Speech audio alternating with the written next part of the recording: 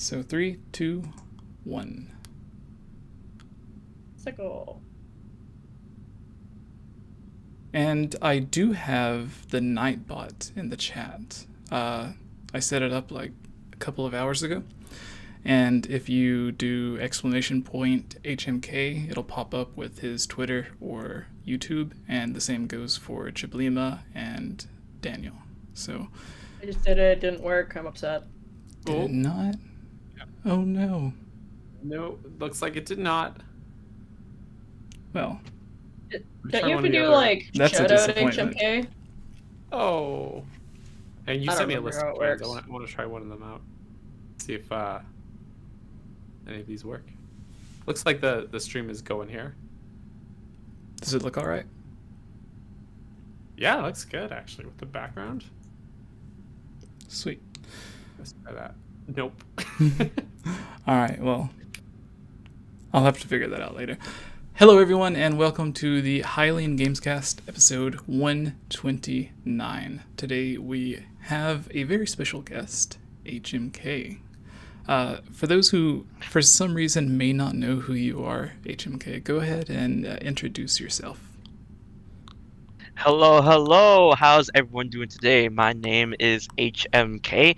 I love making videos and doing streams on all things Nintendo, Kingdom Hearts, and yes, you may have guessed it, The Legend of Zelda. I am so happy to be here among my friends, fellow Zelda content creators, on the eve, literally 1 week to go for E3 2021. We all know what we want, Store, but that's a little bit about me, so yeah.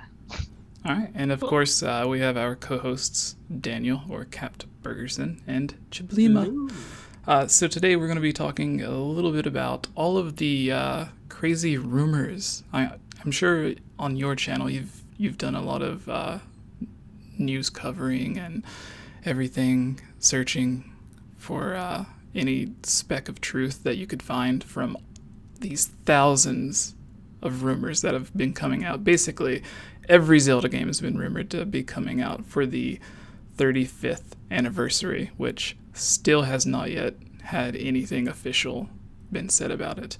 But what has this crazy roller coaster of rumors and news, and like possibly 90% of it's fake, but there's still that chance that, Ocarina could be real, or maybe Twilight Princess. You never know. So what's been your experience with all of that, 𝐻𝐿𝐼𝐻? Well, my experience is that, there's a lot of hopeful stuff all over the internet when it comes to the 35th anniversary. And like you said, Nintendo has yet to acknowledge it completely. I mean, sure, they did that Super Smash Bros. Thing where they're like, yeah, the 35th anniversary for Zelda, but also Metroid, and also Kid Icarus, and also Dragon Quest, and also Castlevania. But, there's a lot of stuff that a lot of people would like to see. And from what we're hearing with leaks and rumors, there's a lot of things, when it comes to how they're going to celebrate the 35th anniversary, which they kind of already are with Skyward Sword HD, but then everyone wants Twilight Princess HD, everyone wants Wind Waker HD. People are talking about Majora's Mask and Ocarina of Time 3D upscale to HD from the 3DS over to the Nintendo Switch, which I would love. But the thing is, it's one of those situations where like there's a lot of really cool news and a lot of good news, but if it's too good to be true, then it probably is. When it comes to all of the rumors and all of the leaks, when it comes to everything surrounding the Zelda series in the 35th anniversary, besides that of Breath of the Wild 2, I want to be a little cautious and stuff. Because trust me, I would love to finally put my Wii U to rest if Wind Waker and Twilight Princess HD come to the Switch and okay, it's over. There's no reason for me to turn you on. And then people are like, oh, but Xenoblade Chronicles X, whatever. That's probably going to come to the Switch at some point as well. When that happens, if that happens, I'll be a happy camper. But of course, the thing that's in Nintendo's own way, I feel, is Skyward Sword HD. So I think it's better to focus on the leaks and rumors of Breath of the Wild 2, which apparently almost everyone is unanimous when saying that it's gonna be at E3, and I'm just hoping that it is. And we've heard almost everything that's anything about Breath of the Wild. I just want a name, I just want a release year, and I'll be happy. Give me a trailer, sure. Hey, if you're gonna play it at the Treehouse, let's do that too. Yeah, I remember shortly after Breath of the Wild 2 was announced. I believe that's when it was, anyways. You posted a tweet, or maybe it was I think it was a YouTube video, but you were talking about how crazy it would be if Nintendo actually turned Breath of the Wild into a trilogy, and then not long after that, Age of Calamity was announced. And they kind of did go in that direction.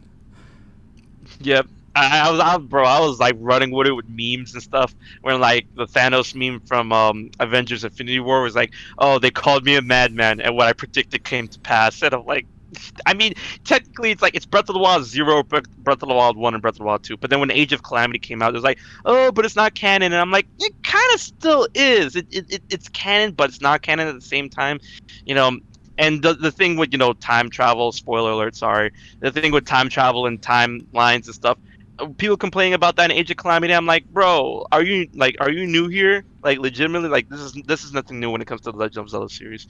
They're just doing it again in a different way, which is something that I'm never mad about when it comes to Zelda messing around with time travel or time manipulation.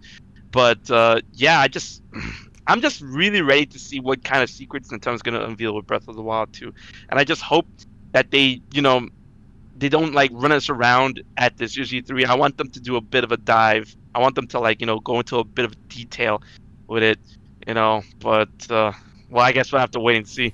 Yeah, you were there at the first E3 where they saying that he's getting better internet soon, so hopefully this won't happen.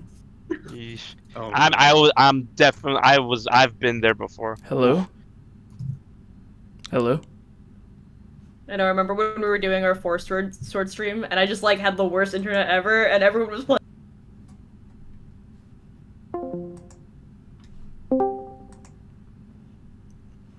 Hello?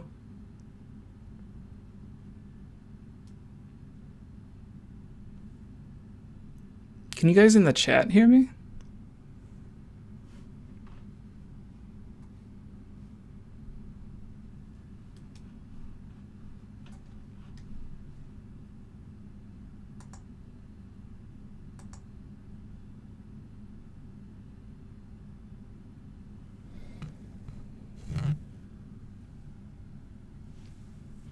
Alright, let me see if I can do this.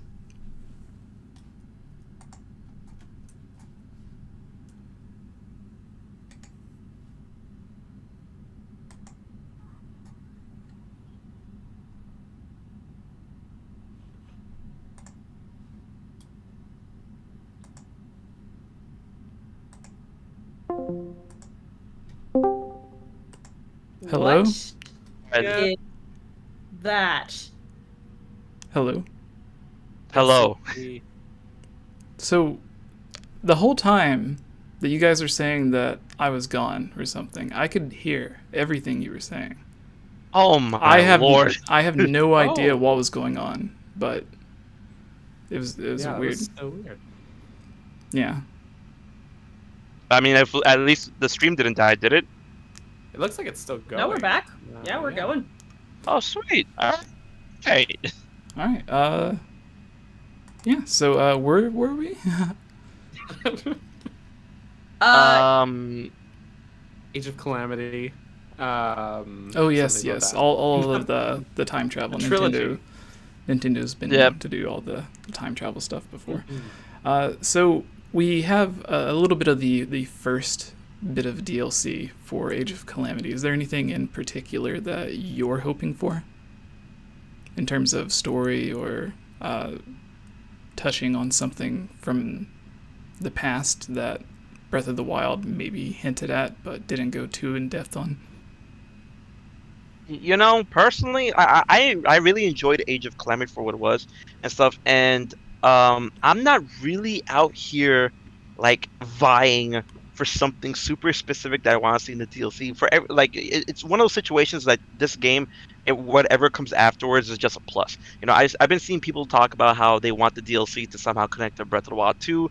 Give Aster's backstory in order for him to have a bigger role in Breath of the Wild 2, or some bigger I'll say connection or whatever.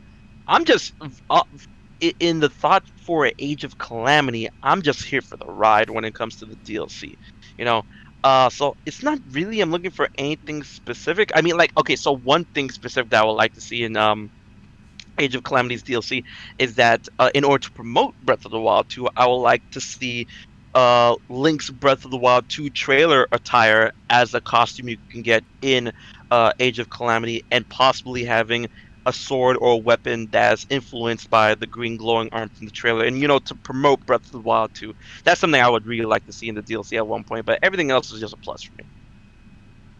Awesome. We have a $5 super chat from Envy, who says the fortune teller in Skyward Sword is connected to the Prophet and Astor. Also, the Guardians in Skyward Sword can be connected to current Guardians. Look at 𝐓𝐽𝐽 face? Who's 𝐓𝐽𝐽? Maybe short for 𝐓𝐽𝐽. Oh, What I was okay, thinking. yeah. Okay. I that's not a theory I've thought of, but I can see where they're going with it, though. Yeah, I'm not sure Definitely. about the fortune teller side of things. I mean, the fortune teller in Skyward Sword is a bit of a unique case of a character. Yeah. But, I mean, like, Zelda is no stranger to fortune tellers. I mean, we have the fortune teller from Skyward Sword, we have Fanadi from Twilight Princess and stuff, and I doubt they're all like connected. It's just like, they're specific professions. Right. Right, exactly, yeah. Daniel Tubes, I've been going on since this started. Do you guys have anything to add or any questions?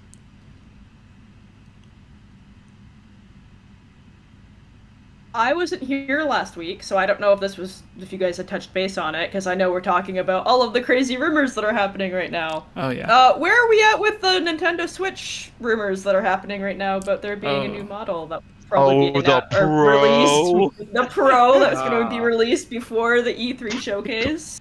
It's been hilarious seeing everyone getting so mad about it. Yeah.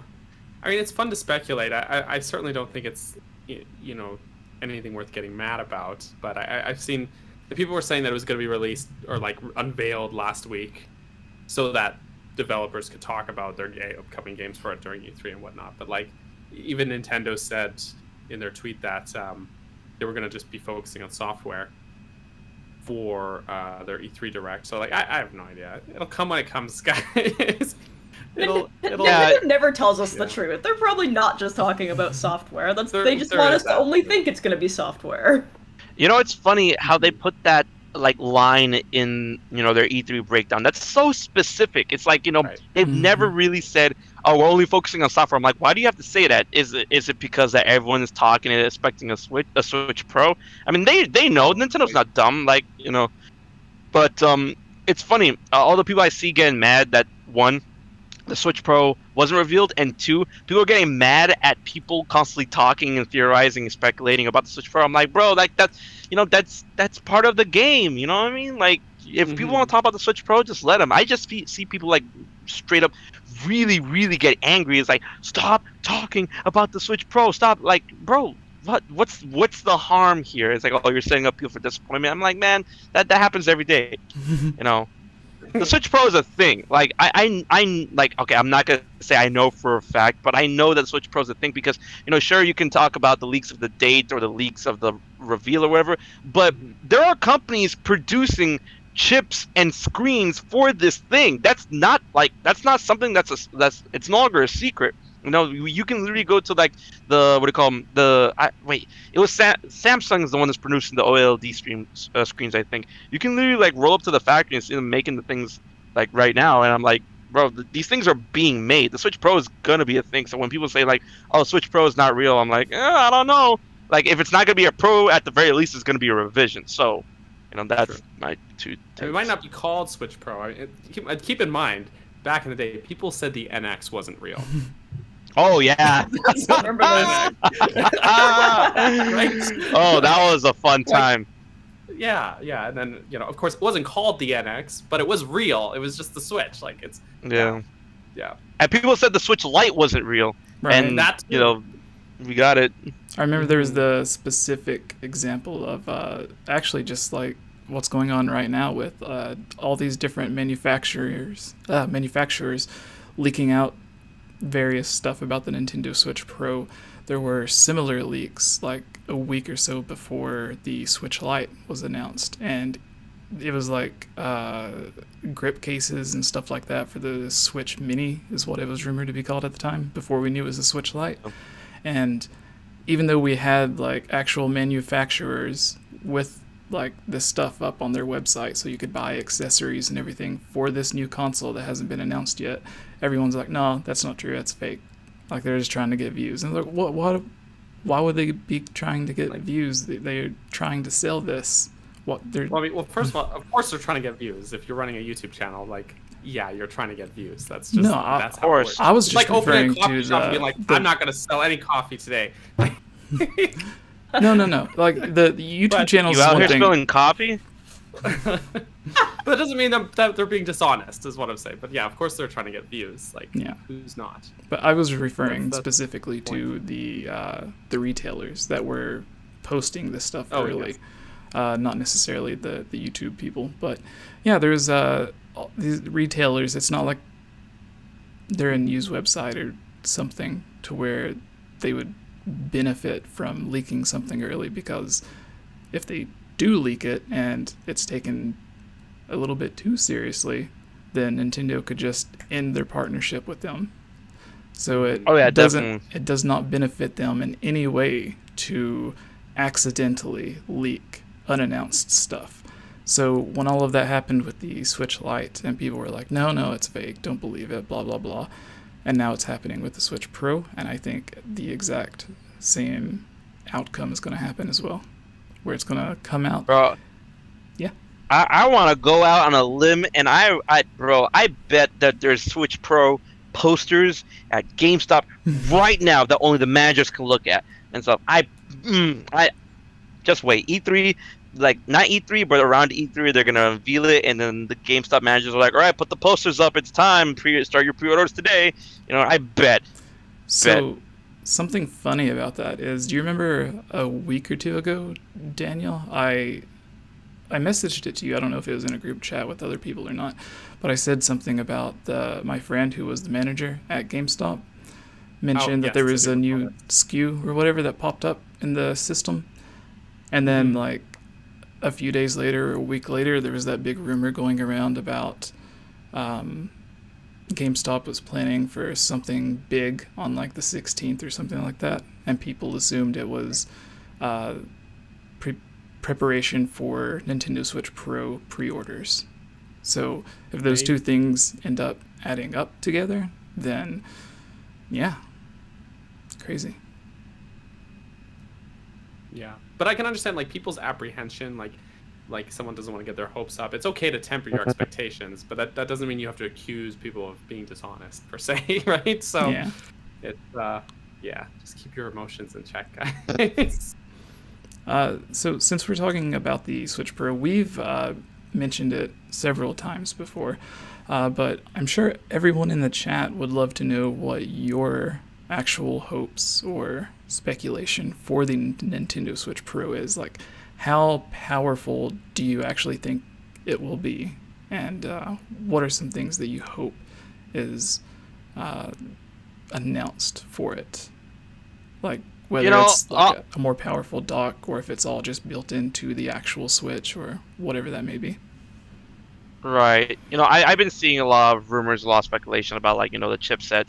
If the dock is going to come out with some, additional power supply or additional processor in order to help upscale it to 4K. And I'm hearing that buzzword all the time. 4K this, 4K that. I'm like, listen, all I need is something that's powerful enough to possibly push Breath of the Wild past 30 frames per second, and I'll be a happy camper. Also, something that's going to upscale everything to at least 1080p. Because, in 4K gets thrown out a lot, and I feel that 4K, gaming or 4K, screens have not been adopted to the certain point that we need everything and every game to, like, possibly be in 4K. and whatnot, especially when it comes to a game from Nintendo. Like really, but I've seen powerful devices like phones, tablets, laptops, and stuff like that. That could be argued to be the size of, or like within the size area of a Switch, work wonders with their technology and whatnot. So I mean, it's not unheard of for the Switch to for a Switch Pro to be really, really powerful, like that much more powerful than a regular Switch, or at least to up the beefiness in order to make games run, look better, smoother, all that good jazz. But from my personal take, what I would like to see when it comes to a Switch Pro is just, I'm not out here needing 4K. I'm out here needing 1080p 60 FPS. That's like the most important thing to me, like just the frame rate performance. I don't need to see the follicles in Link's forehead or anything like that. I need to see Link not, stutter when there's too many explosions on screen. That's what I basically want. And in handheld mode, I don't need anything more than, I've seen people complain. It's like, oh, there's rumors that the handheld mode, the screen is still going to be 720p in handheld, and people are complaining about that. I'm like, bro, like, why are you complaining about 720p when you're going to be holding this device in your hand this much away from your eyes that can only perceive up to a certain amount of pixels at that distance? What I would like to see in handheld mode, I don't need 1080p in my hand. I need 720p 60 FPS in my hand. I need games running like Smash in my hand other than Smash. So that's what I want from a Switch Pro. Yeah, the interesting thing about that is even with some games that can reach 720p in handheld mode, there are a lot of AAA games that, even though like it may top out at 720p, because the game has like a weird dynamic resolution and dynamic frame rate, it'll dip from like 30 frames down to like the low 20s or even the teens, and it'll go from like 720p to 540p, especially if you're playing games like I forgot what the actual resolution differences were, but like Super Mario Odyssey and Breath of the Wild, even those don't stay at a full 720p. So if the Switch Pro comes out with the same resolution screen, but it's able to keep the games at an actual 720p, then it will, even though it's the same resolution screen, it will already be an improvement over the last generation of the Nintendo Switch, just because it'll actually be able to display with all of those pixels instead of having to like cut the resolution in half or something when it gets intense. Right.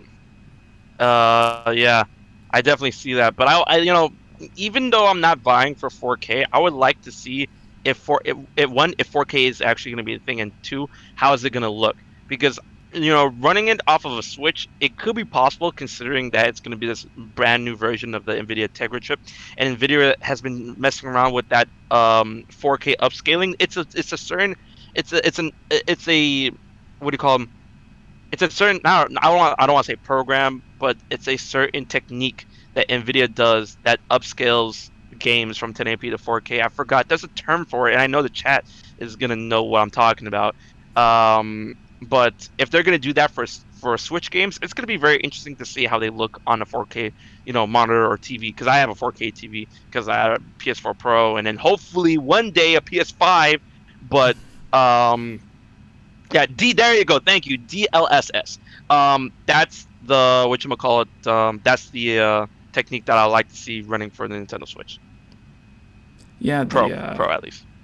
It, like, a lot of people don't understand exactly what that is, because I've seen some confusion in the comments of some of my videos. I think on the last podcast, Daniel and I spoke about it quite a bit. But it basically, it'll like natively render out the game in like 1080p or whatever, but then it will use like AI or part of the processing to, instead of rendering out everything in actual 4K, it'll kind of guess what's supposed to be there and makes it a lot easier to handle for the consoles, which works out really well for a lot of games that use it. So with as great as Nintendo is making the games run the way they do on their hardware, when their hardware the past few generations haven't really been that amazing, I'm sure they could do some insane things with it.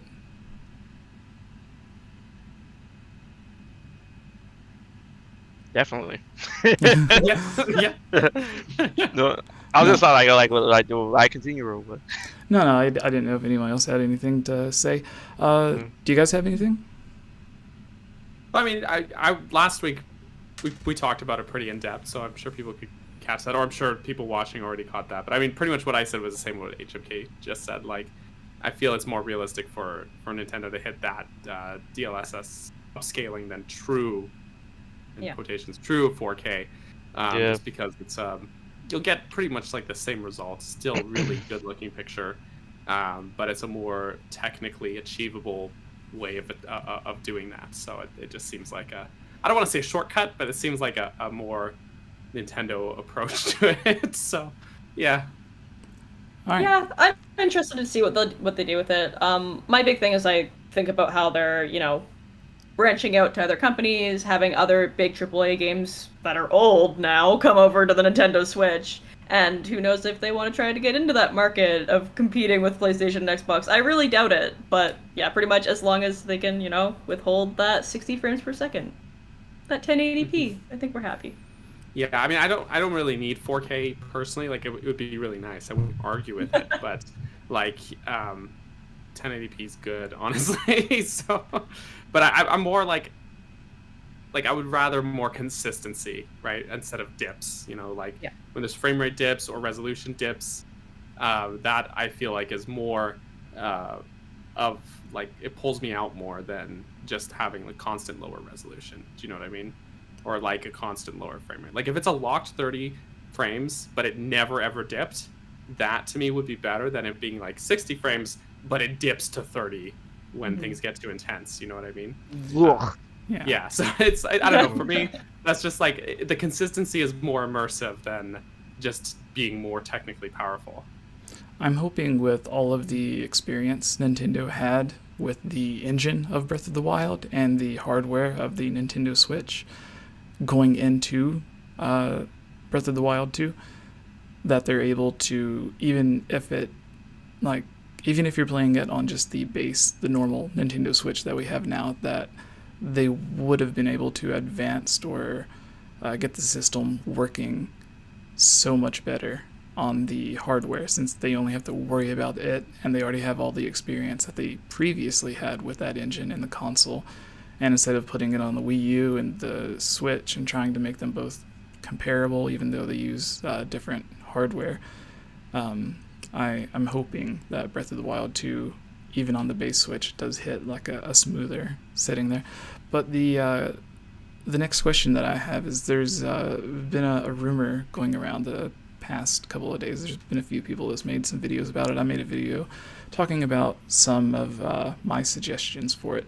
But HMK, there's a rumor of a brand new 2D Zelda game coming, and the only thing that we really know about it, and because it came from Aonuma and Miyamoto long ago, so you can't really put too much faith into it because they change their mind every 10 seconds.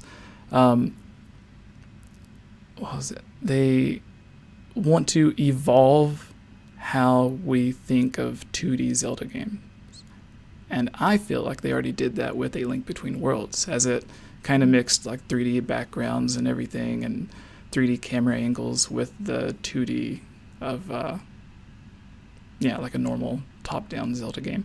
And then they kind of reused it with Super Mario Odyssey, sort of, in kind of a different way.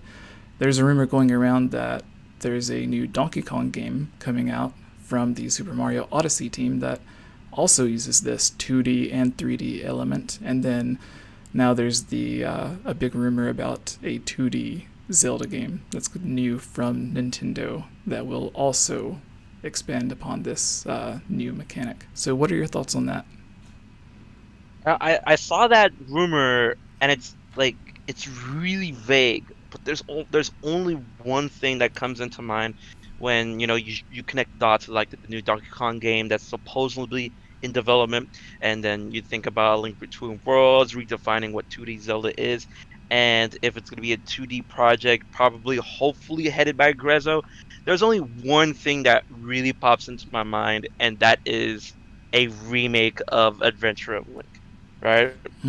And that game, like it screams like the possibilities at hand for them to truly like reinvent, or I would say revisit the style they were going for that never caught on beyond that game. Because Zelda 2 was a side scroller, but then the overworld was top down, just like Zelda 1 and stuff. So I mean, there goes the kind of like, I would say, 2D 3D swap into place type differentiating aspects of play. And if they were to tweak that a little bit for modern gamers, and then take that idea but then run with it way farther than whatever they did and what resulted in Adventure of Link, I feel that is going to lead to like bold new ideas, and they'll reinvent what we perceive as anything that isn't a 3D Zelda, case in point 2D or top-down Zeldas and whatnot. And I feel that what is presented in Adventure of Link has insane potential to like be so much more better than what it was, especially when you have Nintendo when you have Nintendo possibly outsourcing these games ideas to other companies. 𝐓𝐻𝐿 does amazing work with the Zelda games they have worked on already, but most of the time those games have been like either almost one-to-one recreations of how we know with Ocarina of Time, Majora's Mask, and whatnot. But I feel that if they tap into letting them be a little bit more liberating with their ideas and how they can perceive a past Zelda game into new, then we can have something as explosive as Samus Returns, which was made by Mercury Steam. And I feel that game is a shining beacon of how remakes can be done if someone else handles the project, because Metroid 2, or the original Metroid 2, was such a bad game. And if you like it unironically, I'm like, come on, what's wrong with you? But then they come around and make Samus Returns out of that game, and I'm like, what did you do? That game is literally one of my favorite 3DS games ever. So I feel if they were to take that idea of revisiting and remaking a game that wasn't really received too well back in the day, I feel they can knock it out of the park with an Adventure of Link remake. Awesome, great answer. Heart breaking up Snapchat. Yeah, Daniel's a Jesse, we huge also got fan. a super chat from Eric S, who super chatted $5, said, "Are we getting a new iconic green tunic in Breath of the Wild 2, like the Tunic of the Wild? I liked the Tunic of the Wild, but want something more. I'd love to hear from all of you guys." So I'll let maybe HK start since he's the guest here. Oh, okay. I'm gonna be real with y'all. I really did not like the Tunic of the Wild. All I liked was the hat, because that was the only hat that actually fit on his head properly and stuff. And funny enough, Smash made Link look better in the Tunic of the Wild than Breath of the Wild actually did. So I'm actually not a fan of Tunic of the Wild. So if you're asking me if they want to go with the whole razzle dazzle second chance of making a new green tunic for Breath of the Wild 2, I am all for it. Yes, sir, sign me up, please, Nintendo, do it, because I wasn't a fan of the Tunic of the Wild. Sorry. No, that's fair. I never liked the no pants. But yeah. I'll say no pants, no gauntlets. No, nothing. Yeah. Yeah, actually, yeah. The lack of gauntlets or gloves is kind of weird. I always feel like people get really hung up on the green tunic, and I didn't really miss it in Breath of the Wild, to be honest. But I think it's great that there's an option for it for people who really like the look.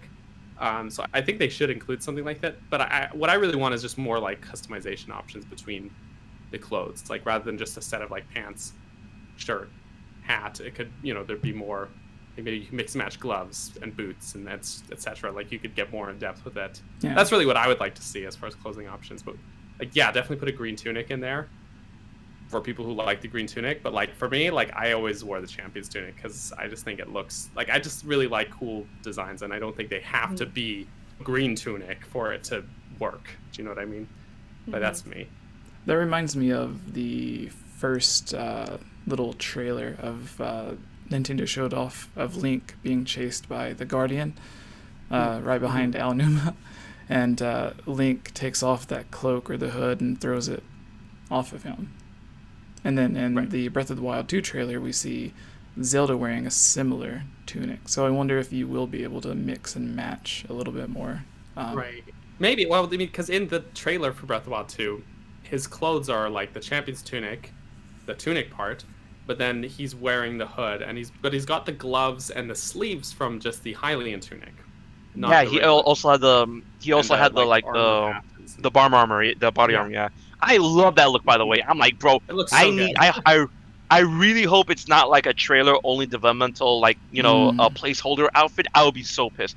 Give me that outfit, and you know what else I want? I want the ability to keep the hood down. I love the Hylian hood, the cloak, but I would like, with the hood down and just like, the hood there and the little cape and stuff. I'm like, man, that trailer outfit is too good.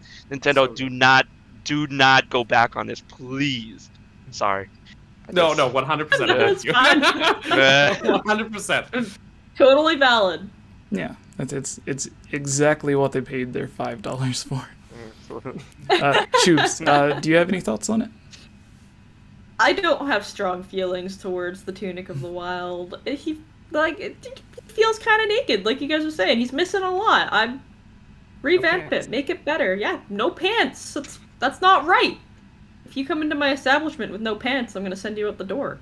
I'm not out here to see Link's kneecaps. Like, I mean, I feel Nintendo. There are people out there.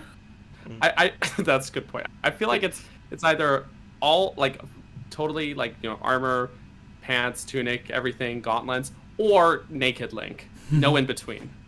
So, I'm just saying. No, you're good. The thing that I'm hoping for, if we do get a new one, it kind of I don't know what the exact wording is when you get the Tunic of the Wild. Do they say that it used to belong to an older hero, or it was created for an older hero or something, and now it's being blessed to you or something in the description, it said that there was someone who wore it before you, yeah. Yeah, so I hope there's a situation to where instead of you getting like a previous hero's tunic, that you are blessed by the goddesses or whoever, Zelda using her Hylia power to give Link his own new original tunic. Kind of like how, is it Ordonia that gives Link and Twilight Princess like the past Link's tunic? Or is it Pharaon? Pharaon? It's Pharaon. Yeah, Pharaon. Yeah. Pharaon gives it to him, yeah. Yeah, so a similar situation like that, but given to him from like Zelda or the goddesses or someone magical like that. That way it can just be Link's own tunic. And it would be a decent way to kind of give the people who don't like the Tunic of the Wild a way to have a different option that is still a special green tunic for this Link. So yeah. Yeah, options is always good. We actually got another super chat. Awesome. Oh my goodness. While we were talking about that one. You are so excited about HMK being here. Yeah. Hi. Also $25 says thoughts on a Minish Cap or a Link to the Past remake in the Octopath Traveler art style. And he also says, the 2D the SD no the 2D HD, the 2D HD. Yeah, 2D HD. Yeah, I love that engine so much. That's so good, and I'm excited for that Dragon Quest III remake. Ugh. Our friend Sean, actually, the voice of Rivali in the Great Deku Tree, he is also in Octopath Traveler. So there's a connection there for everyone who's a Zelda fan. Man, but if I had a choice, the thing that kind of bothers me about that though is that like both Minish Cap and A Link to the Past are both top down, and this engine, like it shines when it's like like side scrolling a little bit. It shines way more like that, and also this engine is built for like what's the word, turn-based battles or whatnot. So it's gonna be really weird applying that to a top-down type game that's action oriented. And I feel it's funny enough, like I get feelings and flavors of that type of art style when I play Four Swords Adventures. So I mean, I guess it could work to a certain degree, but if I had to choose a game, it would be A Link to the Past, because if I were to choose Minish Cap, that'd be downscaling a little bit, you know what I mean? And because Minish Cap was in 32 bits, and then this art style we're messing around with is HD 16-bit. So I would rather have A Link to the Past than Minish Cap. Yeah, so you actually reminded me whenever you were talking about that of earlier when you were talking about your idea for Zelda 2 being remade. I think it would also be a perfect fit for that quote that Aonuma used of evolving 2D Zelda, because not only does it give you the like overworld top-down 2D Zelda, but it also gives you almost like the Paper Mario-esque look, or Metroid Samus Returns look, or it could give you that look when it goes to like the side-by-side or the side camera when you're in the dungeons and stuff. So being able to swap and go back and forth between those different camera angles and seeing the way that they could experiment with making it like a really unique 2D or 3D would be really cool. But I also like the idea of the 2D HD engine, if they could figure out the battle system with it. I don't know if a straight up RPG Zelda game would be too fun. I think it would be fun, but I don't know about it. Yeah, that sounds very far in a direction that I wouldn't want to go in, personally. I think that the art style of Octopath Traveler is great. I love that. I can't see that being like a Zelda thing, because to HMK's point, like, we're talking about games that, you know, are more top-down. I don't think it would do them any justice. Yeah, I mean, my least favorite part of Octopath Traveler was definitely the gameplay. So I thought the writing, the art style, everything was gorgeous. The music was nice. Everything was good. But it was such a drag for me to play. I don't know. It definitely, I was bored playing it so much. So I never finished it, obviously. But if they were to translate something like that, like, at least, you know, I would know that Zelda gameplay is good. You know, so if they're remaking a game, theoretically, they would retain those gameplay elements that made the originals good, theoretically, right? So, who knows? Maybe it could end up, if it were to happen, maybe it could end up being like the very best of both worlds, but it could also be a train wreck, so who knows? Daniel, do you want to pull up that piece of news that you mentioned earlier in the chat about the event coming up for everyone to get signed photos and stuff of the voice actors and everything, because that's something really cool for those who have not had the opportunity to go out to different cons and stuff in the past to get their autographs or meet them and stuff. Yeah. I've been to many cons lately. But before we get to that, HMK, one of my final questions for you is, we kind of touched on it earlier, but with all of the different Zelda games that's been rumored for the Switch to be announced this year or next year, whenever it is, what would be your one perfect remake that you would love to see? Oh, I mean, okay, so can I answer the question of a perfect remake that I like to see, or it really has to like me bend over a rumor that we've heard before, or can it be like my dream Zelda remake? No, you can go into both if you want. Oh man, listen, I am going to need. I hear it every time I bring it up. People are like, "No, what again?" No, I'm like, "No, listen, I'm gonna need a full, and I mean full. I'm not talking about no hanky panky 3DS version. I mean a full, from the ground up remake of Ocarina of Time." People are like, "Oh, but that game got ported so many times, it got remade already." I'm like, "No, listen, I'm gonna need Ocarina of Time to get the Final Fantasy VII remake treatment. I'm gonna need Ocarina of Time to get the Resident Evil 2 remake treatment.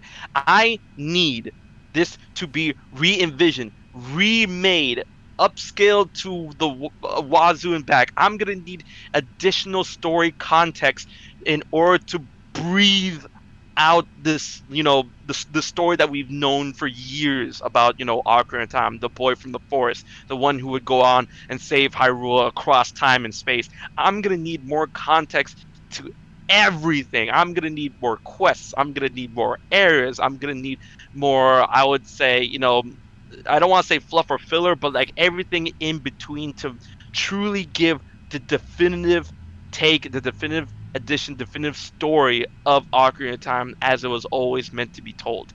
That is what I want. I don't care what people be like. Ocarina of Time again. I'm like, yes, Ocarina of Time again, and then again after that. Okay, that's what I want. Yeah, it would be really interesting to see them take this old Nintendo 64 game and kind of push it to the limits of current consoles to see. Someone's calling me. Sorry about that. Mr. Popular over there. So push it to the limits of current consoles to see like just how good or unique they could get the graphic style, and then what you mentioned about adding in new quests and everything and expanding different stuff, like making it to the length and being able to go as in depth with stories or dungeons and stuff like that as you can with modern games that are here today, like Breath of the Wild or even Twilight Princess, for example. But what kind of art style would you go with that? Because I think with Ocarina of Time 3D, they said they wanted to go with something that was more faithful to the actual artwork that they had for Ocarina of Time, as opposed to keeping the graphics looking like Ocarina of Time. And I don't know what happened, but Daniel knows what I'm talking about. This new version of Link has a really weird jump. Have you noticed that, HMK? Yeah, they because they like even though the game still runs like at the almost exactly the same way it did in Ocarina of Time, they redid all the textures, all the animations, all that stuff. So like the jump isn't weird. It's just a different animation, which makes it look weird because I'm so used to seeing Link do that like iconic jump from Ocarina of Time and Majora's Mask, and he has this like weird like hop where he just like flings both of his like legs into the air. I'm like, bro, what are you doing? So I definitely see that. I get that, but you know, it's not that much of a bother for me. But dialing back to the art style of the supposed Ocarina of Time remake, I would just want them to keep to the same style of Ocarina of Time's artwork, but with the graphical fidelity of what we saw with the Zelda Wii U tech demo that was, Twilight Princess style. So that type of graphical fidelity, but in the art style of Ocarina of Time. I feel that would be like a match made in heaven right there. Yeah, I remember when they showed off that tech demo and then finally getting to play games on the Wii U.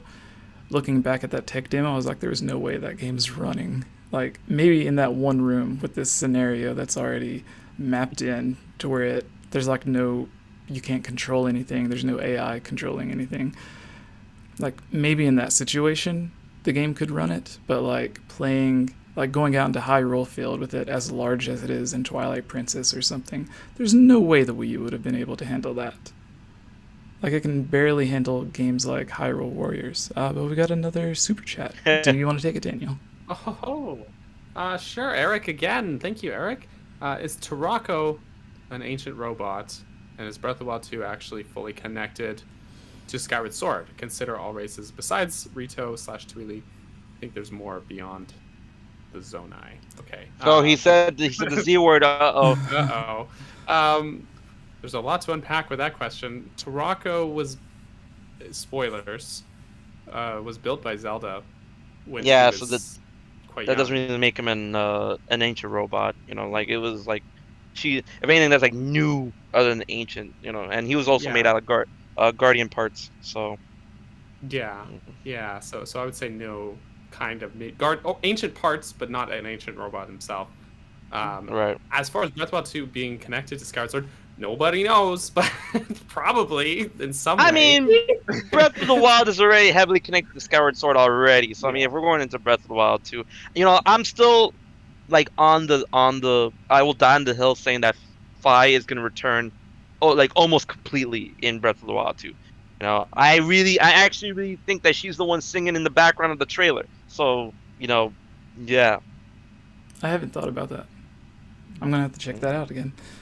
There was actually a big rumor going around like last week or something like that with Skyward Sword supposedly having a big connection to Breath of the Wild 2, which I could see them doing just out of hope that it helps Skyward Sword sell more copies, because I've been saying that the reason that we haven't seen or heard like this big Zelda 35th anniversary celebration thing yet is because Nintendo's waiting until Skyward Sword releases to start announcing these other Zelda games, because anyone who sees or hears Ocarina of Time HD is available for pre-order, like half of those people that pre-ordered Skyward Sword is going to like refund their pre-order and then put it towards Ocarina of Time.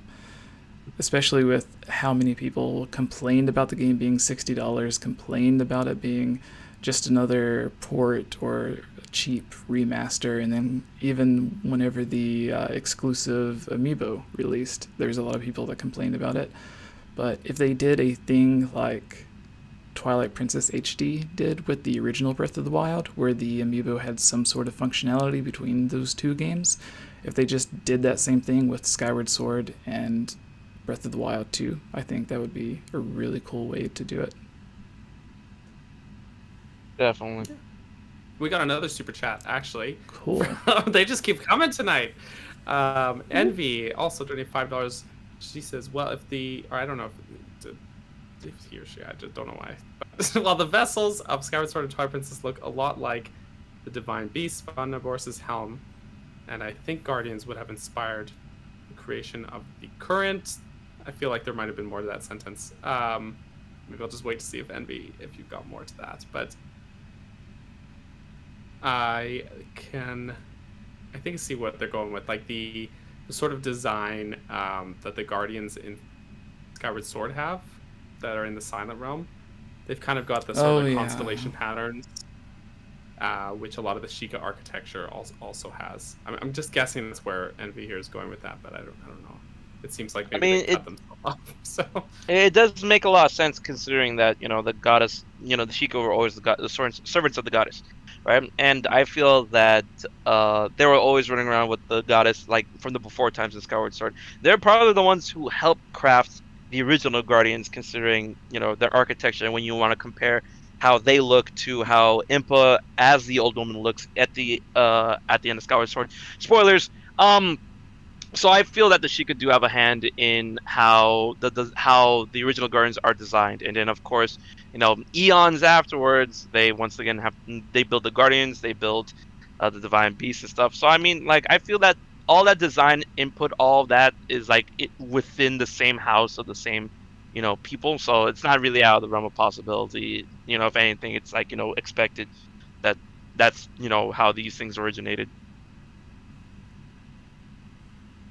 I agree. I actually think that it even goes deeper than that. That I think there's Sheikah architecture kind of been running behind the scenes through a lot of the series. I think there's a lot of elements in Twilight Princess that use those same design ideas, like in the Temple of Time dungeon in Twilight Princess, and then the Tower of Gods in Wind Waker, and there's even dungeons in Minish Cap that all sort of have these sprinklings of this sort of design philosophy that I think could all theoretically be connected back. But we got another super chat. Tyler, thank you. Also donated $5. I think Breath of the Wild 2 should be called The Legend of Zelda Echoes of the Catacombs. Okay. Love the podcast. E3 is going to be wild. Breath of the Wild. E3 is going to be wild. I'm really looking for it. I don't know, but Echoes of the Catacombs seems a little too, like, a mouthful specific. For me. It seems really specific, yeah. Yeah, but it just feels like it doesn't roll off the tongue for I don't know, for me, but that's... Yeah, most of these fake fan names that have been going around for Breath of the Wild 2 are mostly about, like, taking the 30 seconds of footage that we've seen and then trying to base something off of it, when that could literally just be the very beginning of the game, and then 99% of the game is outside of that area, because we don't really know what it's going to be. So, like, basing it off of that one thing's kind of tricky. But Daniel, do you have that little news piece pulled up? That thing we were trying to do before the last 10 super chats came through? Well, I mean, I'm not going to complain about the super chats. Which, speaking of which, we got another one. All right, keep them coming, everybody. So I'll just read this other super chat from Virum, who says, "Hello to my favorite Hylian trio.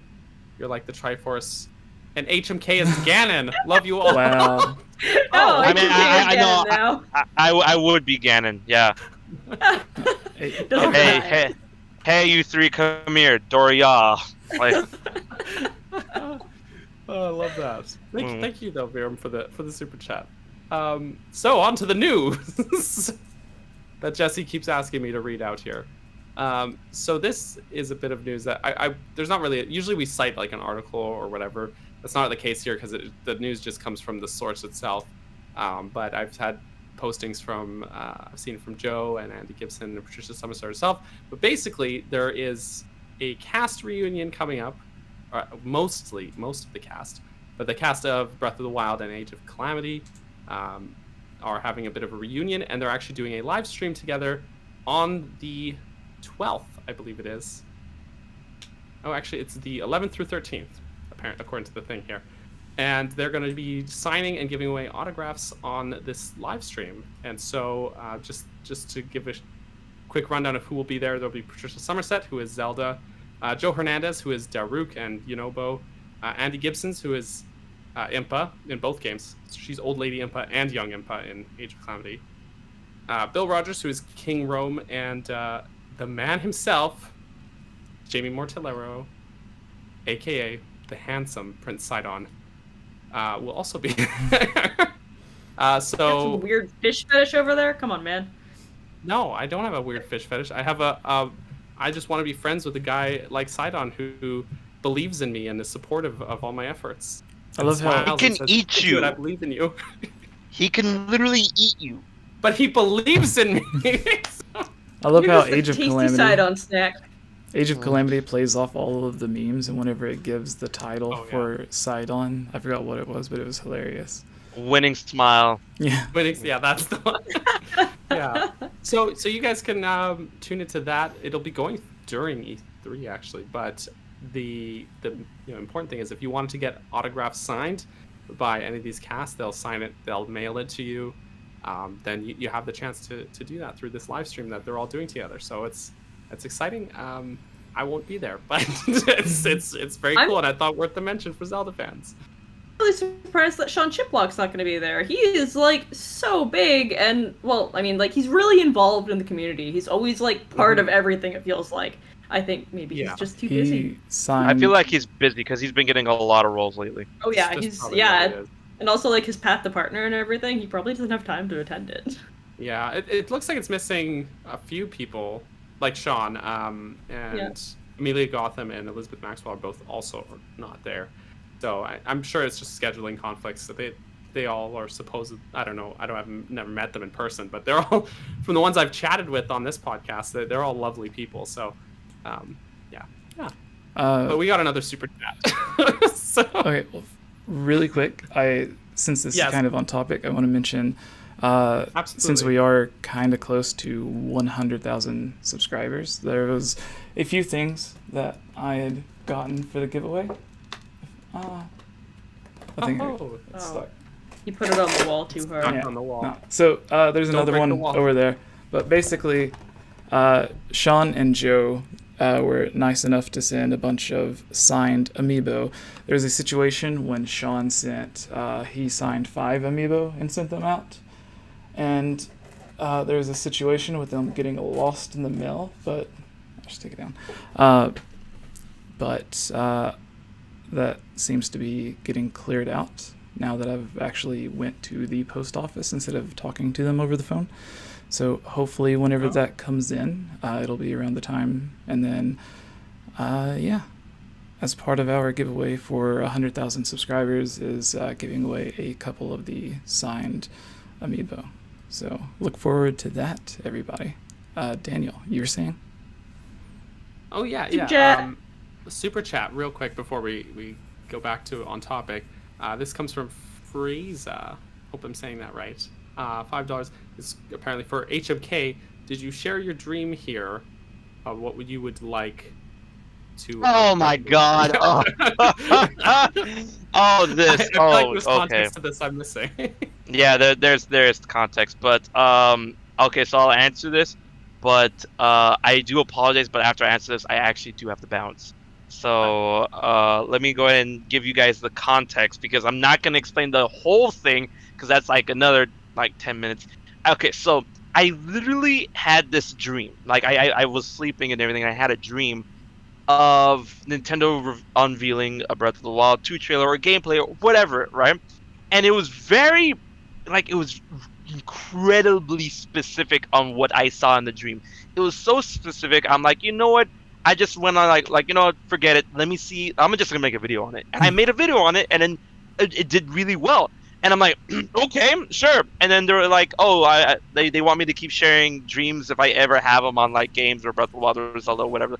And you know, the TLDR in this dream is that, you know, the weirdly specific things I saw were like aspects of gameplay, which included Link using the energy arm, the energy arm imbues him with power that allows him to, you know, at the cost of stamina, of course, to either what do you call it, double jump, but it's not that big of a double jump. Just imagine, you know how Link jumps off a horse and he goes to the flurry rush with his arrows. Just imagine that if you could just do it on his own, right? Another aspect was that the green arm power allows him to leave behind an after image, which allows him to flurry rush easier at the cost of stamina, of course. And then, you know, imbuing his sword with the green energy arm, which is a theory I made about. I just saw it in trailer in motion, and I've seen Link, you know, the way he fights is like a combination of Breath of the Wild but with Twilight Princess. You know, he fights a little bit more stylistically because he's that much more confident, you know, considering this is the second game. So I mean, they adapt some of the hidden skills into the Link's moveset in Breath of the Wild 2. And then the weirdly super specific thing that I remember seeing in this dream was that Link and Zelda will be able to explore underground crevices that open up and pop up all around Hyrule, kind of almost like, you know, replacing that of shrines. And these crevices will lead to a different underground area that can only be accessed at that point in the game from going from the overworld, the above ground, but can be accessed in the underground as long as you clear paths. That's not the point. The point is, when they went into this underground area, it was like, you know, you guys remember how the Crystal Cavern looked in Ocarina of Time in the original version? How it had that, like, you know, repeated blue starry effects all over the walls? It kind of was like that, but like on a way bigger scale.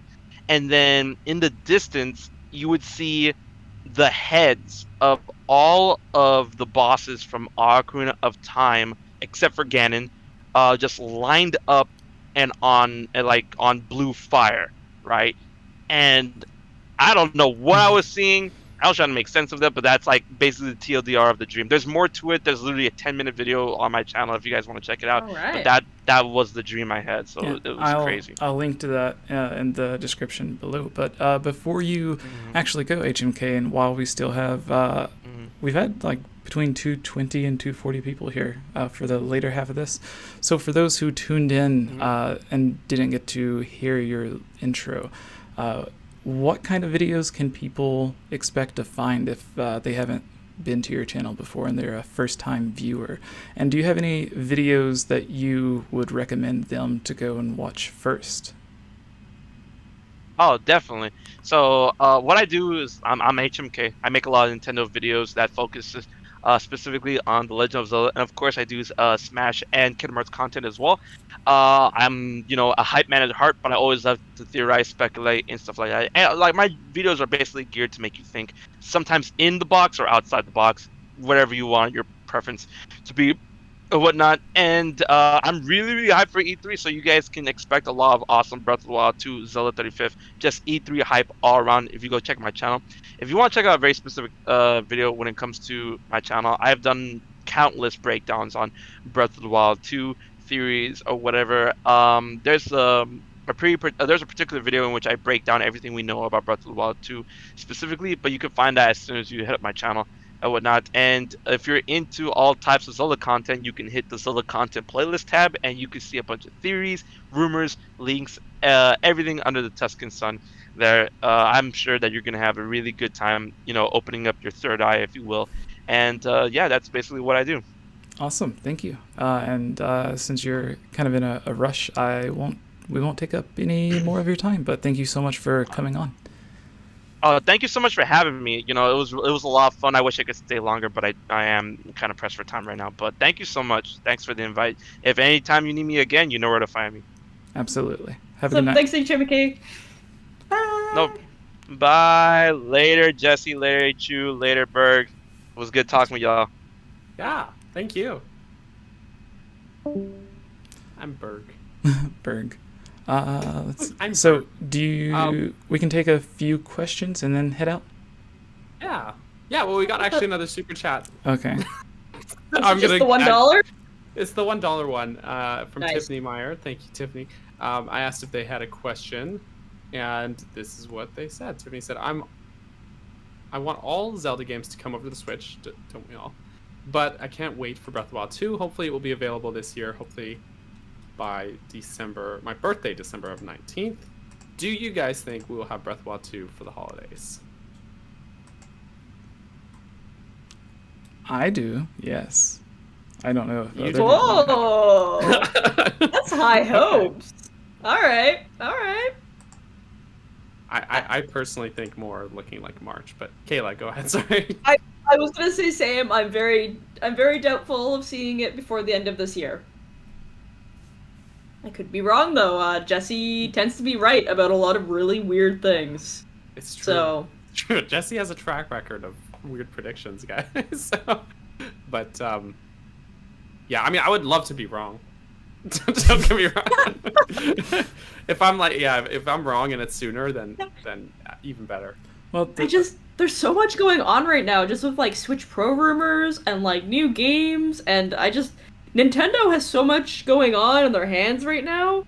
I can't imagine that they would be like, you know what, we should just, add more chaos to our year. Let's just drop Breath of the Wild 2 while we're at it, right?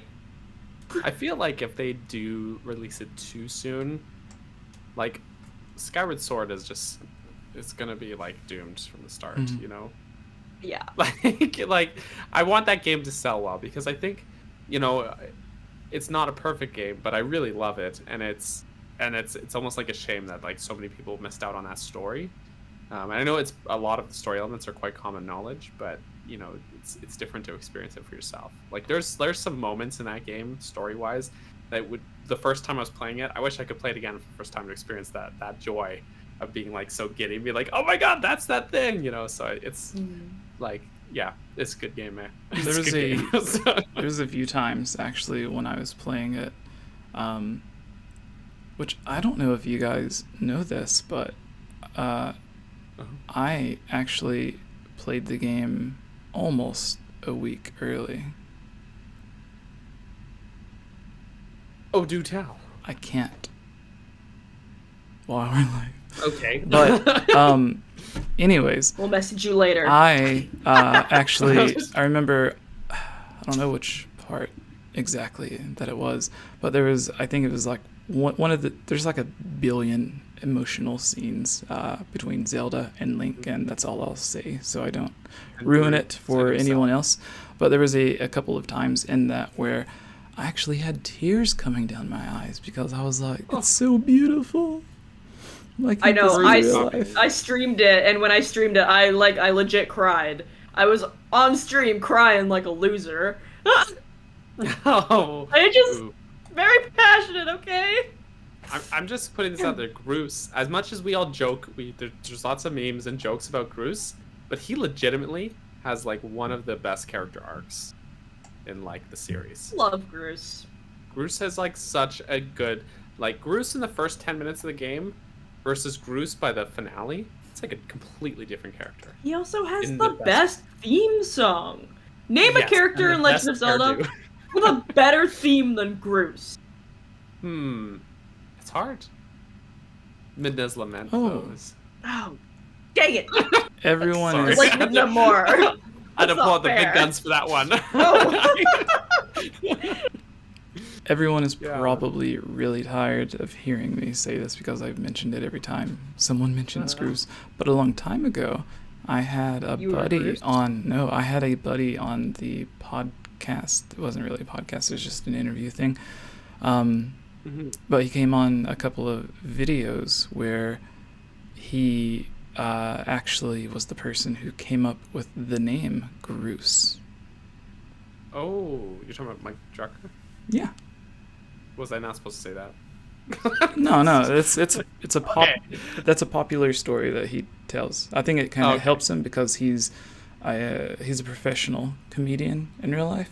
So being a comedian and also the fact that you named Groose, I think it kind of goes hand in hand. So it all works out. That's fair. And we got another super chat. They are really coming in tonight. I am in awe at how many super chats we've gotten this stream. Thank you guys, all of you. This super chat comes from JF for $5. First time joining the podcast. What is your favorite Zelda song? JF's is Ganon's Warrior Song from Twilight Princess. Chewie knows this song very well. Favorite song. While you're thinking of it, can I tell you something that'll make you sad? Groose's name in Japanese, because the other day I was looking at one of those tweets that the Zelda team's been putting out on Twitter, to where it's all in Japanese, and you go to translate it, and it gave a really weird name for Groose, where his name was just Bad. Bad? That's yeah, his like name? B-A-D. And so I just remembered it, and I wanted to double check before I said that.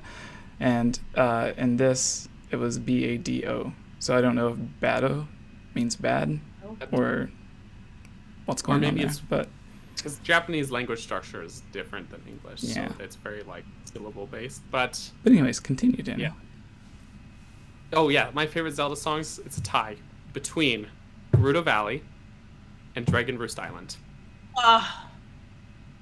They're both so good. So good. The Wind Waker credits theme in general is really awesome. That's a good one. And one that I don't think a lot of people pay too much attention to because it's on the handheld, but Spirit Tracks has really great music too. Ooh, it has good music. Chewie, what were you gonna say? No, I'm cringing because I hated Spirit Tracks because I. No. Okay, but did you ever have like the 25th anniversary orchestra CD? Yeah, of course I have that. Why wouldn't I have that? Well, it's so good, right? But they had a orchestrated version of the Spirit Tracks overall theme song. Yep. It is glorious. So good. Gosh, I'm still pretty sure that my favorite's probably Midna's Lament because it's it just always gets me every time it comes on. It feels it's like the 1 a.m. Animal Crossing music before Animal Crossing New Horizons. Sorry, the better Animal Crossing games with better soundtracks. Oh, okay. Yeah, I think it's probably that. But yeah, JF is actually talking about how we used to play that Ganon song from Twilight Princess all the time, like when he's Beast Form Ganon. We used to like blast that on the speaker. Like whenever someone was taking a shower, we'd take turns DJing and we just blast that nonsense. Oh, so that's the one that goes like yo. That's exactly it. Okay. That song is just so funny. It is funny. It's not what I was expecting. It's really weird. It's very out of place for that fight. It is. Jesse, did you have a? Oh no, you said already. Good, right? Everyone's good. Did I? Sure. We got another one. Did you? Okay. Oh, what was it? What was it? I don't know. Favorite Zelda song? Ballad of the Goddess, Skyward Sword. Ooh, that's a good one. Good one. It's a good one. I don't know if I should say this too much. Next super chat, I got you. Envy super chats $2 and says, "Have y'all smoked weed to Zelda? Cause it's amazing." Envy, in some places it's not legal, so we can't talk about it. It's legal here where I live, but no, I haven't. Not to Zelda. So.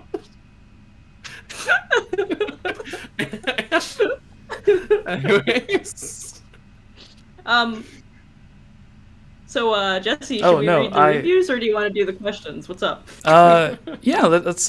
We got the couple of reviews. I'm giving you an out from this question. No, well, the answer is no, but yeah, each of you can read out one of those questions, or not questions, the reviews from iTunes, because we're Okay, we have well, iTunes reviews. I want Daniel to read the second one. I'll read the first one.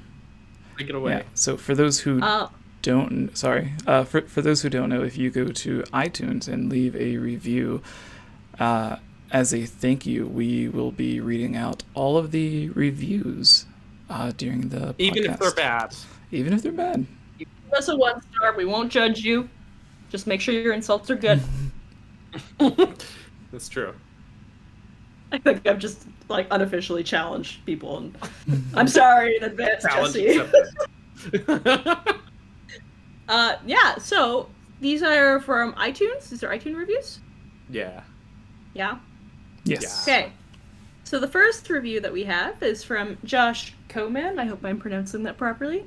A great pood, 5 stars. I'm sure he didn't put the extra O, so it says pod, but I'm gonna say pood.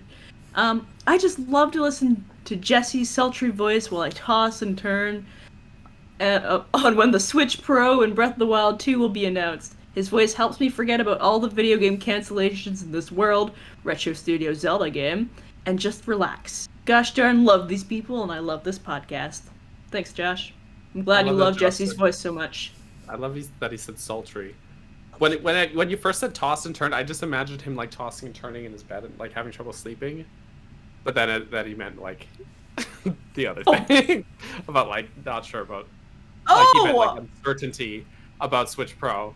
I thought he was also tossing and turning in bed and just listening to Jesse's podcast. I mean, with the voice that sultry, you can't blame him. All right, your turn, Daniel. All right, sure. So this other review comes from not Charles Pickard, 72. So we definitely know who didn't write it, but they said enjoyment 5 stars. I enjoy both Jesse and Sorry, Tubes. and Daniel's milky and creamy voice. Oh no! It's funny. In Breath of the Wild, I was making some kind of creamy soup that required milk in Breath of the Wild earlier. Oh. You were thinking of Daniel? No. Did Yes. you think of? Always. Okay. So I gotta. Okay, hold on. I can do this. I can read it. Just take another shot, Daniel.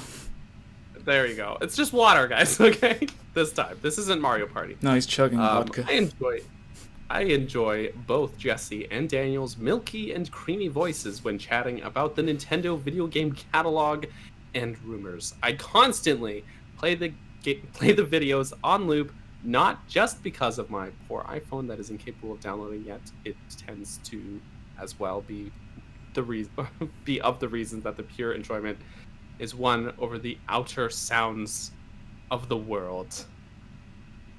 But thank you. Person really hates whoever their you iPhone. Are. They do, but thank you, whoever you are. I don't know who it is. I know that it's not Charles Pickard, but whoever it is, thank you for that review. I'm just wondering what makes a voice milky or creamy. What is it about a voice that you would describe as milky or creamy? But you know what? Someone in the chat says buttery voice, and like you talk about someone's voice being buttery smooth. That makes sense. Like Milky and creamy, I'd say maybe when you talk, it sounds kind of like when you're mixing mac and cheese together, so it's a little bit like moist and inappropriate. The sound. I can see that. This is the ASMR podcast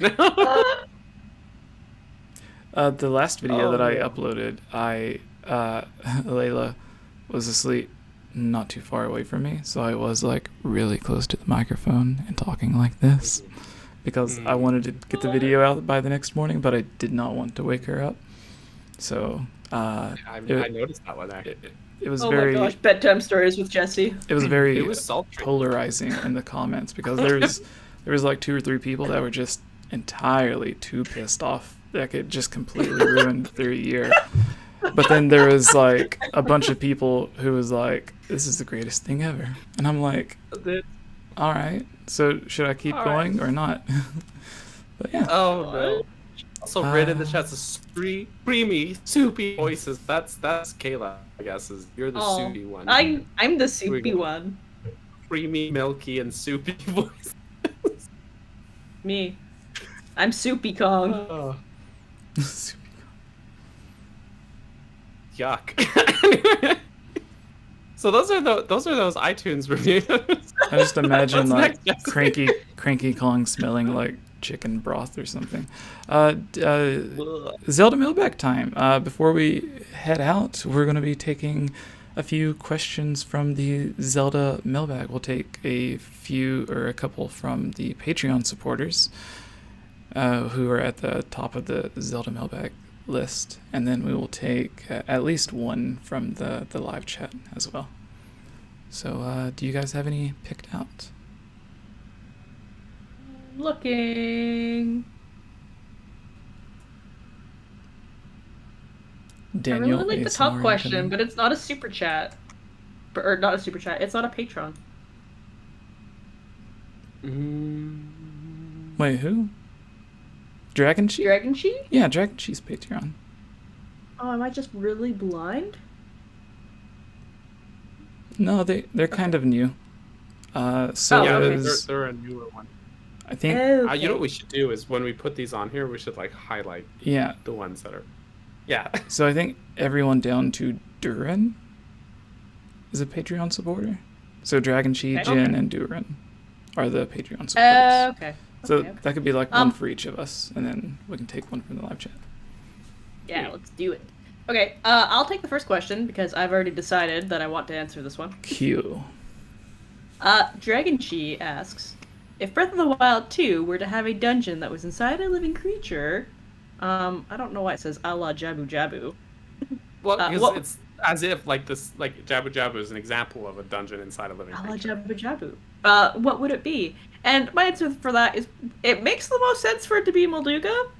Is that how you pronounce it? Ooh, yeah, Molduga, like inside a Molduga. Yeah! That could be a big Molduga. Mm-hmm. I don't know why you would go inside. It would be chaotic because that thing moves around all the time. But What if that's the mechanic? the dungeon gimmick. It's Oh like yeah, moving like around, it so you're shakes around and stuff. the whole thing's shaking. you can't aim at all? Breath of the Wild, In a like way. the dungeons turn and stuff, but they Yeah. don't. And then I was like the gonna say, one yeah. kind of leans. So having one shaking would be really, really cool. But in a way, the divine beasts are kind of like that. Like they're not necessarily living creatures, but they kind of are. It's a little bit vague.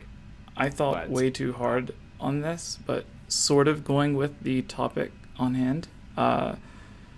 For a dungeon taking place inside of something, although it's not necessarily alive, but we have what everyone kind of assumes is like concept artwork of a canceled divine beast hanging up in the Hateno or Akala Tech Lab, like the whale thing.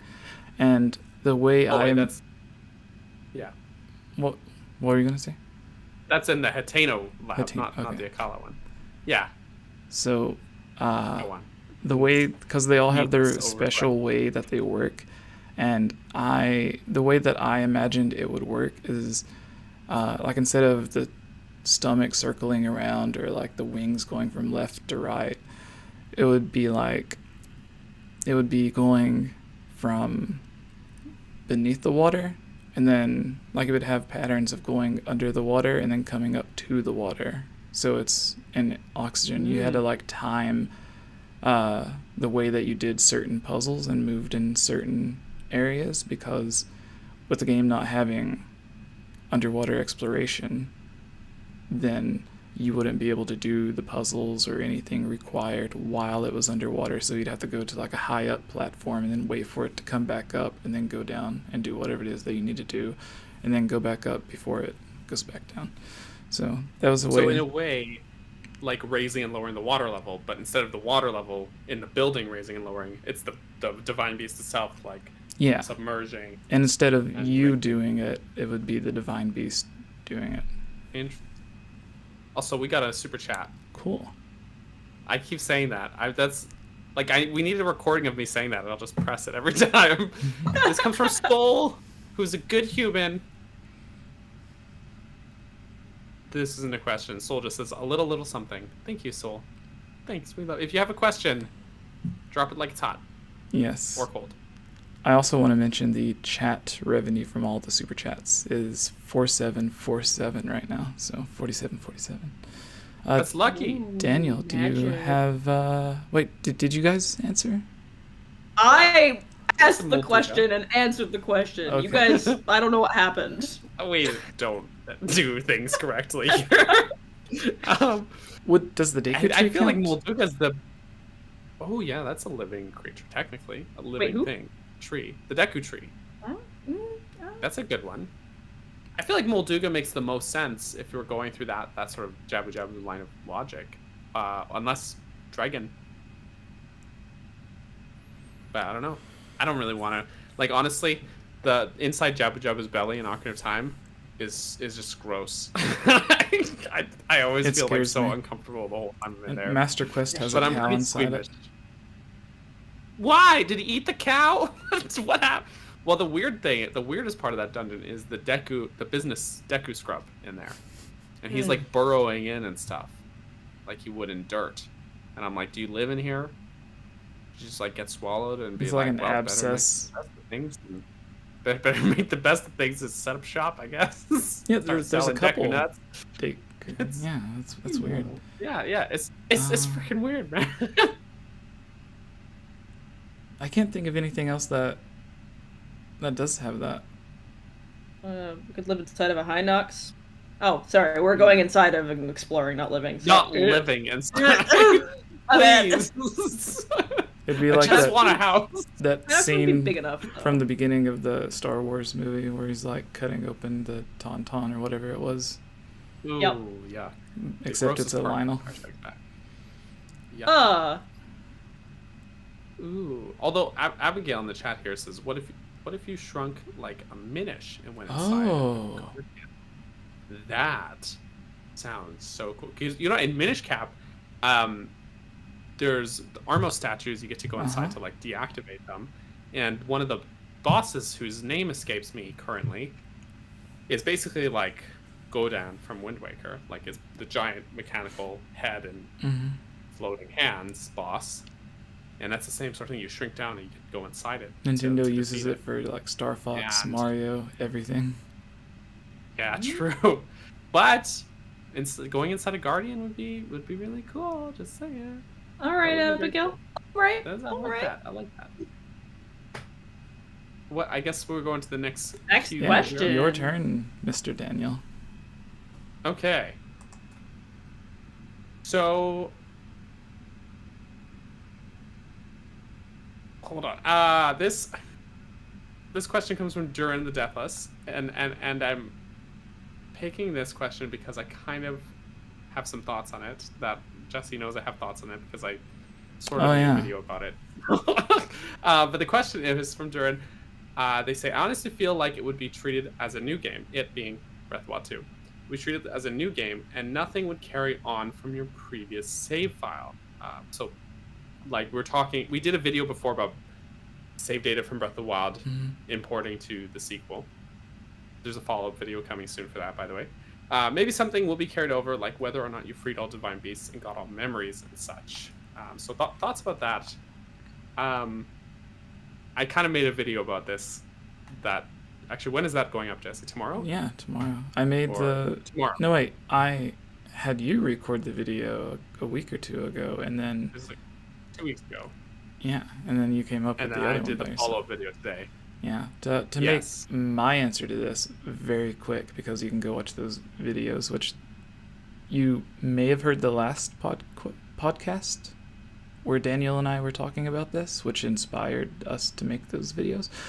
But basically we were thinking that a bunch of the Zelda games will have like a carryover save file, like Breath of the Wild to Hyrule Warriors or Twilight Princess with the Wolf Link to Breath of the Wild, and then we're trying to think of ways that Breath of the Wild could carry over to Breath of the Wild 2 in a way that's not just like, here's a ladle.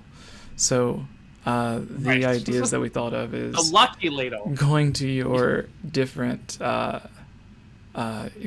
going to your house in Breath of the Wild 2, if you have the save file from Breath of the Wild on your Switch where you completed that side quest, then it would reward you by the items that you hang up as decorations.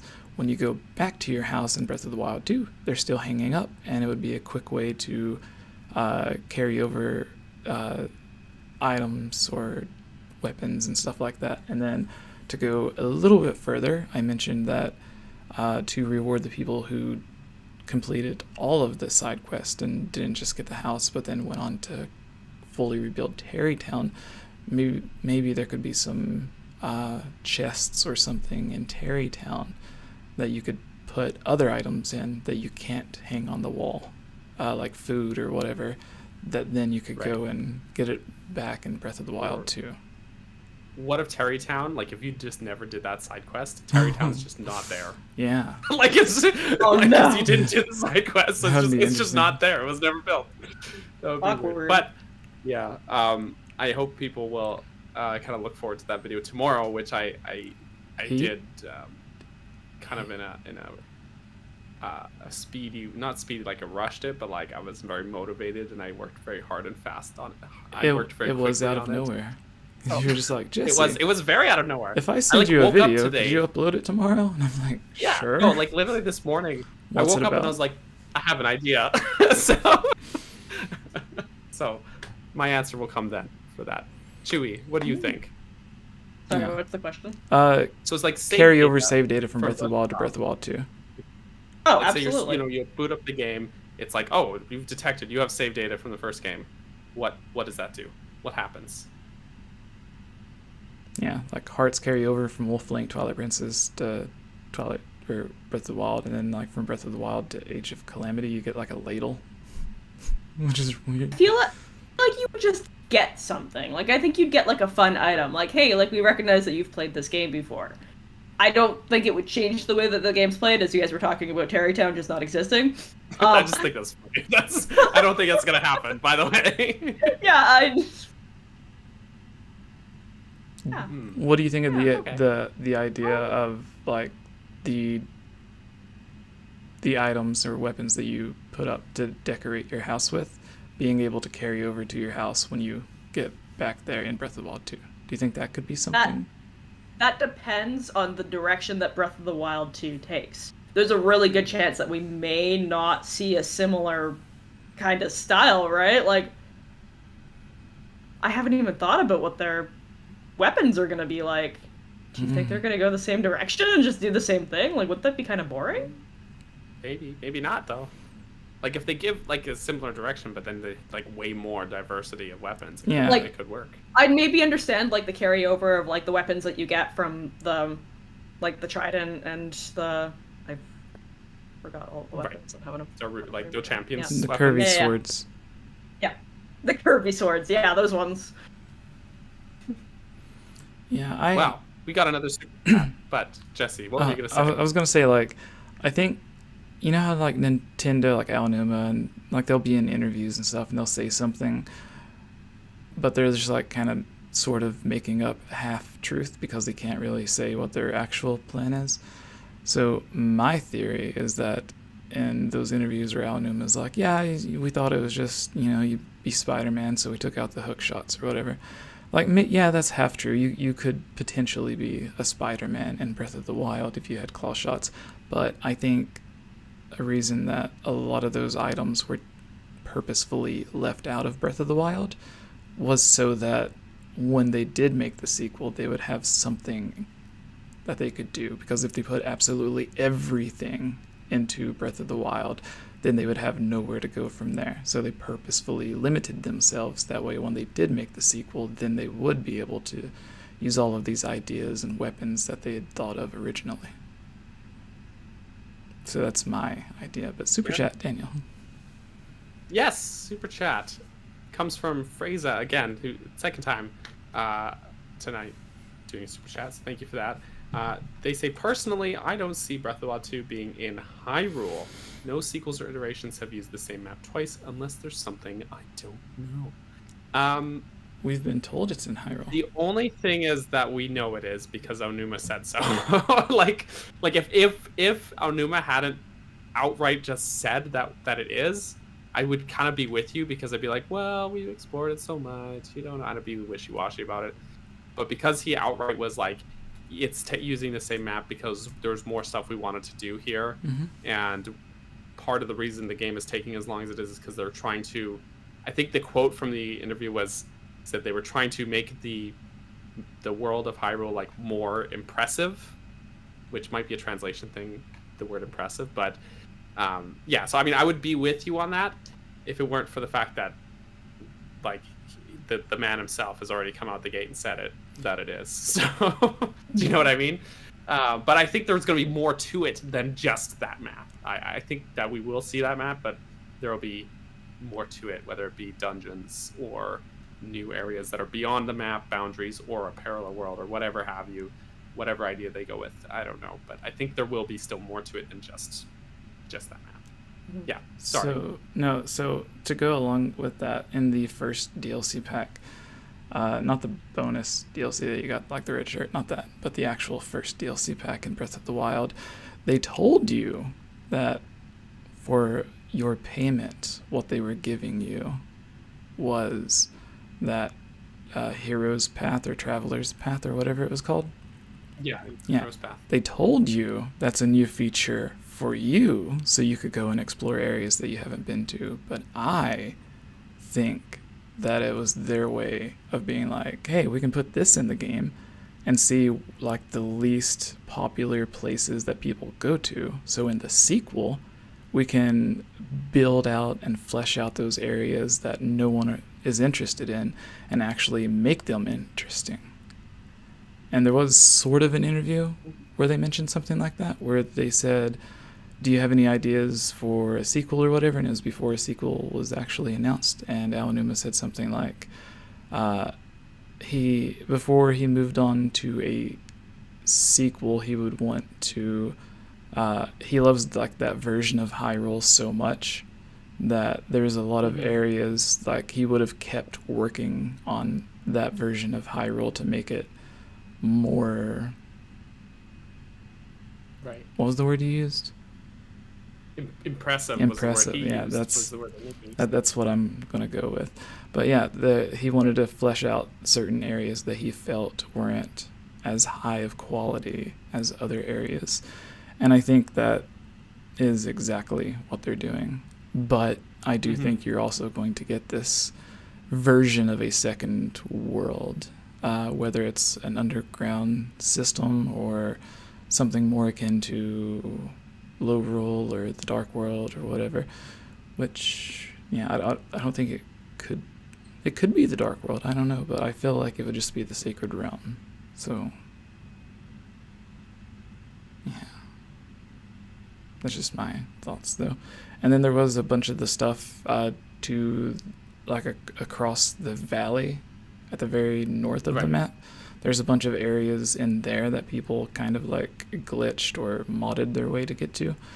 And there's like houses and stuff and like test areas and stuff over there. And it's like, why would there be anything over there if they didn't plan on you going over there? So maybe there'll be like, with Hyrule now safe, maybe there'll be like a bridge connecting those lands now, because we have giant bridges connecting areas that have even further gaps than that. So, yeah. And then another thing that I think they're going to do to change areas is, one example I always mention is they purposefully put the ruins of the Arbiter's Grounds in Breath of the Wild without actually putting the Arbiter's Grounds. And I think like a story element that they could use to explain that is, and when we had Andre on, he said, like, you're reading my mind, Jesse. This was in a video that I was going to post. And, but yeah, it's like, they couldn't dig and excavate and clear out all the sand because there was this giant divine beasts walking around hitting everyone with lightning. And if you were safe from the lightning, then you had Yiga like from the other direction attacking you. So they just were not capable of excavating the Arbiter's Grounds, to where now the desert's free from the divine beast. They have control of it technically, so they could use it to keep away the Yiga, and that could give them the time to actually excavate and uncover the actual Arbiter's grounds. So now in Breath of the Wild 2, it'll be like the same Gerudo town, the same desert, but now it's like there's this area there that just was not there before. And I think there'll be other areas like that too. Like a mountain may have an avalanche or something. You're like, oh, how weird. There was an entire village here. It was just covered by snow. Yeah. Like all of the shrines and Sheikah towers that just magically come up out of the ground. So, yeah. True. That was a bit lengthy. I apologize. But Choops, That was a your that's thoughts, fine. Choops? Did you say something, Jesse? Because I said your thoughts. I've been preoccupied dealing with stuff in chat. I'm paying attention. I'm sorry. Cool. So is it next question time? Yes, I think so. Alright. So my turn. I get Jen. Okay, so this is from Jen.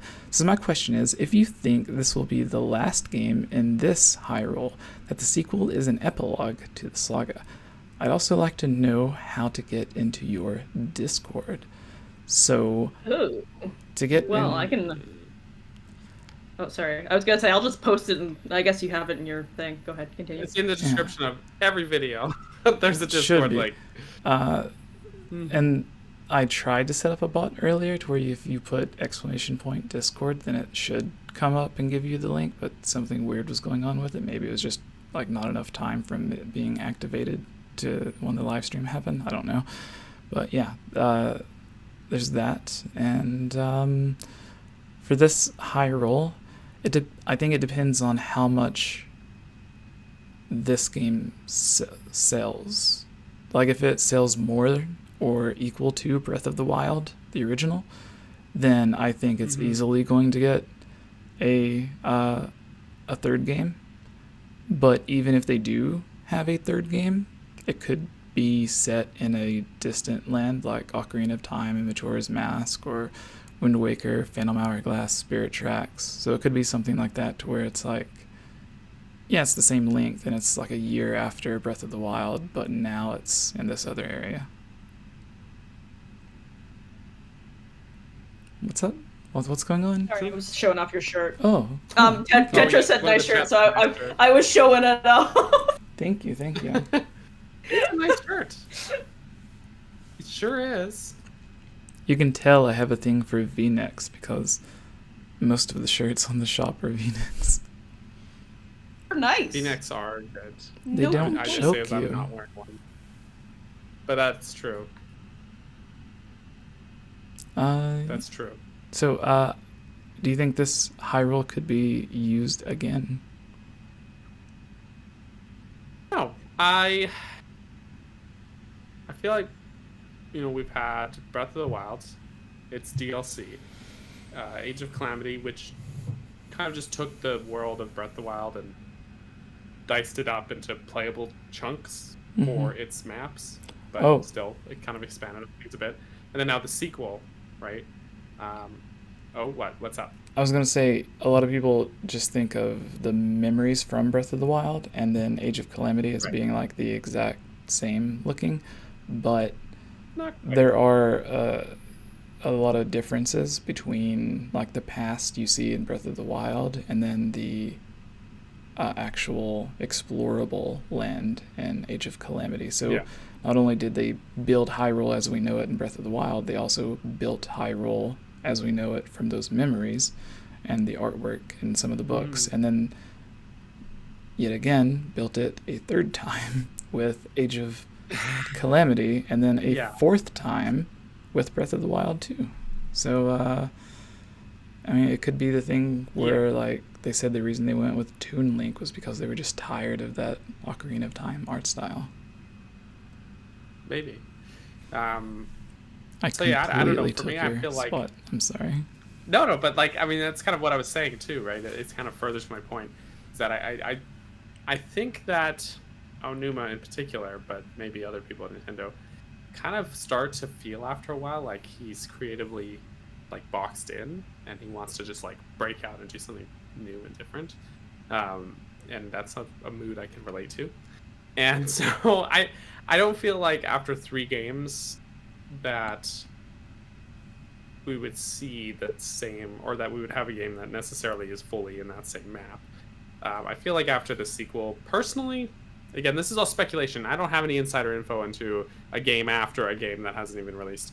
But Are you I just sure? feel like at that point, I'm sure. But yeah, I just feel like that's kind of where we'll see the end of this sort of version of Hyrule. Maybe they'll build something new from the ground up, or maybe they'll have a game that takes place somewhere else and then a new version of Hyrule. Or maybe I'm wrong and they'll just kind of keep iterating and building on what they have. Now that they have kind of landed on what I feel like is the really definitive version of Hyrule for me, but sans certain aspects of civilization. But Breath of the Wild's Hyrule was so robust and detailed and just really wonderful. So yeah, I feel like you kind of have, it would get old after too many games, but who knows? Who knows? I could be wrong. They could keep building upon it to make it different and fun and interesting. Who knows? Yeah. That's all I'm gonna say about that. Tubes. Chewy. Chew us away. Chew us away. I think that you guys are very much on the right track. I think it's very interesting that we've seen so many instances of the same kind of Hyrule. I like Jesse said, like, it all really depends on how this looks financially for Nintendo. Like, this is probably going to be a big thing that they might continue working towards. Maybe they won't. Nintendo's really good at listening to what the fans are talking about as well. Like, I can't imagine that they'll stay stuck on one thing forever. I'm sure they have tons of other ideas that they want to work on. Also totally unrelated. Jesse, people are asking where to get your shirt. I don't remember where. I was looking for the link and I don't know. Yeah, is so there one in the so the way I made a link. There is a link in the description. In the description of this very stream, if you click on it, it's you go way down. There's social media links. There's Twitter. There's Instagram, our other YouTube channels, and then it says Game Over Jesse merch and shirts are on sale. And there's a link right there. They're always on sale. Bada bing, bada boom. Because the website always recommends you charge like $25 or $30 for a shirt. And I'm like, that is way too expensive. I'm just going to put it for like $20. I would not buy a shirt that expensive. So yeah. And I also posted a link in the chat. I don't know what link is in the description. Because the old link that I was putting in every video, Teespring changed the way they do their website, so the old link on like the hundreds of past videos now just doesn't work. So I don't know which version of the link is there, but there's the link in the chat that you have there. And there's a couple of shirt ideas that Daniel and I were kind of joking about that I want to try to make into something, but we'll see how that goes. We'll see. Yeah. Yeah, I might do it anyways, just for the 100,000 celebration. Yeah, that's a good idea. I'll make the burger shirts. Burger. The secret burger merch is a secret still. What was the one? It was like butts, burgers, and bananas. Whoa, wait, was there butts involved? I don't. It was 3 Bs. There was bananas for sure. Yeah, it was burgers, bananas, and something. Butts, burgers, bananas. It's banana time, guys. I don't think butts. I don't know. I don't think that was one of them. It was something with a B, but I don't remember what it was. Oh, what did have a B? Or was it burger, banana? That might have been it. Yeah, maybe. Or like 10 different variations of how we spell burger. There's a lot of variations. So since we had quite a few super chats asking questions, do one of you guys want to take the final question from the chat? So everyone, if you have not already, comment, see if you can be the final question for the Zelda Mailbag of this episode of the podcast. And also, if you want to guarantee your question to be answered, then you can become a Patreon supporter. And if you want your chance as a shout out, then you can go to iTunes and leave a review. Yes. I haven't found a question yet. I was scrolling back. How long did it take Jesse for Jesse to grow out his hair? The last time I think I... It would be 3 years now, wouldn't it?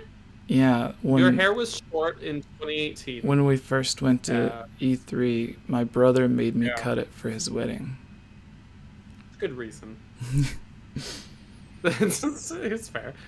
And then, I don't think you've cut your hair since then, right? I don't think so. Oh, I don't think so either. It's weird looking back at some of those pictures though, with the not like weird. It's just like, you know, that's just not how I picture you in my head normally. Like, it's not how I picture hair myself. Jesse feels so iconic. Because not only was my hair shorter, but it was also when I was like around my heaviest. So I lost like 30, 40 pounds and then gained that weight back in my hair length. But you look at like the videos, like the vlogs we did between E3 2018 and 2019, and like Jesse looks like a different man. He's a new man. Apparently, your hair is what holds all of your divine power, and it's the reason why your voice is so creamy. Oh, it's like what's his name? Okay. The dude, magic dude. Samson? Yeah. What? Yeah, there's like a biblical story. Yeah, of a guy who had like his hair was like the source of his strength. It's like Hercules, Yeah. but he got his power from hair. All right. Learned something new. There you go. There we go. We got a super chat. Okay. Take us away, too. Take us away with this super chat. Yeah. Let me get it. 1 second. Oh no, I dingled. Uh-oh. Okay. So Ralph super chat says $5 and asks, how much credibility do you guys think the Loftwing floating island ideas have? Maybe just as one divine beast plot point in the game or something? Wait, what's the Loftwing rumor? floating islands? So that is a current rumor that's going around now. I don't know why. Yeah, that there's gonna see. I think Daniel and I may have actually started this, and Oh no! because all the Skyward Sword videos we did talking about like everything we know about Skyward Sword and speculation on like what could happen and stuff, and it's like we sort of see the island floating up in the sky. How are you gonna get there? Is Link gonna get shot out in a giant cannon again? Who knows? Could be a Loftwing. Could be claw shots. A conversation where I was really upset about the Loftwings and Rito existing in the same timeline. I believe so, but they could just make a happy. That they could make a happy compromise and just let you ride Cass, but he can't fly. He's just giving you a piggyback ride everywhere. No, so I mean, even Teba, fly like you can fly on him. so right? Rito can lift you up. They're strong enough. but the reason that I think that rumor ultimately comes all the way back to my channel is because there's a video like months and months and months before the original Breath of the Wild even released, where we see the Varuta flying off in the distance when we didn't know what divine beasts even were at the time. And I was like, how are we going to get up there? Is there going to be Loftwings? Blah, blah, blah. And then I started talking about how much I wanted Loftwings, and I never shut up about it. Now there's rumors everywhere about Loftwings, and I'm like, no, those are not credible. I just think people listened to me and was like, I have an idea. So the answer to the question is not credible. Jesse was talking out of his butt. Yeah. Years ago. Years ago. Before the original game Back even in released. 2016. Yeah. Jeez, yeah, that would have been like 5 years ago. E3 2016 is when we got to like see all that stuff. Nutty. That is nutty. Yowza. Not credible, I guess. I don't know. Like, honestly though, if they had like floating islands or a skyloft or something like that, could be cool. Mm-hmm. But I don't think it's gonna happen. But I could be wrong. Who knows? I have no insider knowledge, guys. I don't think it's gonna happen as long as the Rito are around. It just isn't right. It doesn't sit right. It It's doesn't. not right. It's not. But what if it's just an island, no loft wings, but there's like Skyloft, like the islands are there, and then Teba will take you up there That's for fine. a dungeon. That's fine. Okay. I'm okay with As long that. as there's no I'm loft just not wings. okay with there being birds that And talk birds. and can do what they want, and birds that you just ride. Yeah, it's like Yeah, but there's What like about the fish birds that you and kill and Zora. shoot? it's the joke everyone makes Yeah. about Goofy, who is Having a an Animal dog. Crossing dilemma. Yeah, like Goofy Oh, like Goofy being a and dog, Pluto. having a pet dog. Well, no, Mickey has the dog, the pet dog. That's Oh. Pluto, but still, freaking weird. It's weird. Because It's not he's right. a mouse with a pet dog, who's smaller than him, and his best friend's a dog. None of it makes sense. But I am more okay with it if we find out that the Loftwings didn't evolve into the Ukas, and they just were living up to Did the we, clouds. though? Because I'm more disturbed. It's never said. It's just there's a lot of people assume it's like I'm not a it's fan of that. conjecture, but technically they did. I just I just- prefer I to just- erase the Uka from history. Yeah, that's where I'm at. Just like I want to expunge the memory of them out from my brain, even if Why they would get a us the dungeon. Why would a Loftwing evolve into the? Why would that be the evolutionary line? All right. Well, here's the theory that why people think this. So, in the end of Skyward Sword, the people come down to the surface, but the birds stay up in the sky. The Loftwings, burbs. right? They stay up in Skyloft. Some people think, and this is gross, that some Skyloftians, like Hylian humanoid people, stayed in Skyloft with the Loftwings, and through the process of cross-pollination, they evolved into the Uka race that we see in Twilight Princess. The freaky alien man-faced chicken Yeah. creatures. Oh That's from the my And- goodness. that's from the people who That's- either have the fetish or they're trying to think of a logical explanation of why the Loftwings went Right. from just animal smart to Well, that's- being human smart. But again, that's the assumption that Loftwings became the Uka. Like, Yeah. that's not necessarily the case. They both live in, Skyloft and then the city in the sky. Sure. So there's both floating islands in the sky where these races live. But that doesn't mean that people intermingled with their pet birds to create some freaky, nasty, It's horrible Okay. alien. We're no longer allowed to answer the question of what our least favorite theory is, because I do not want to resurface this theory again. I want this. this cannot. This is done. We're This we're is done with this conversation. I will say Podcast is over. So- I think Chablima, you did the Oh, the Pokemon video where there was a section that literally mentioned that same thing about old humans and Pokemon sharing the same bit. Oh no. Well, yeah. What about and Mr. Mime? Mr. Mime? Yeah. Yeah.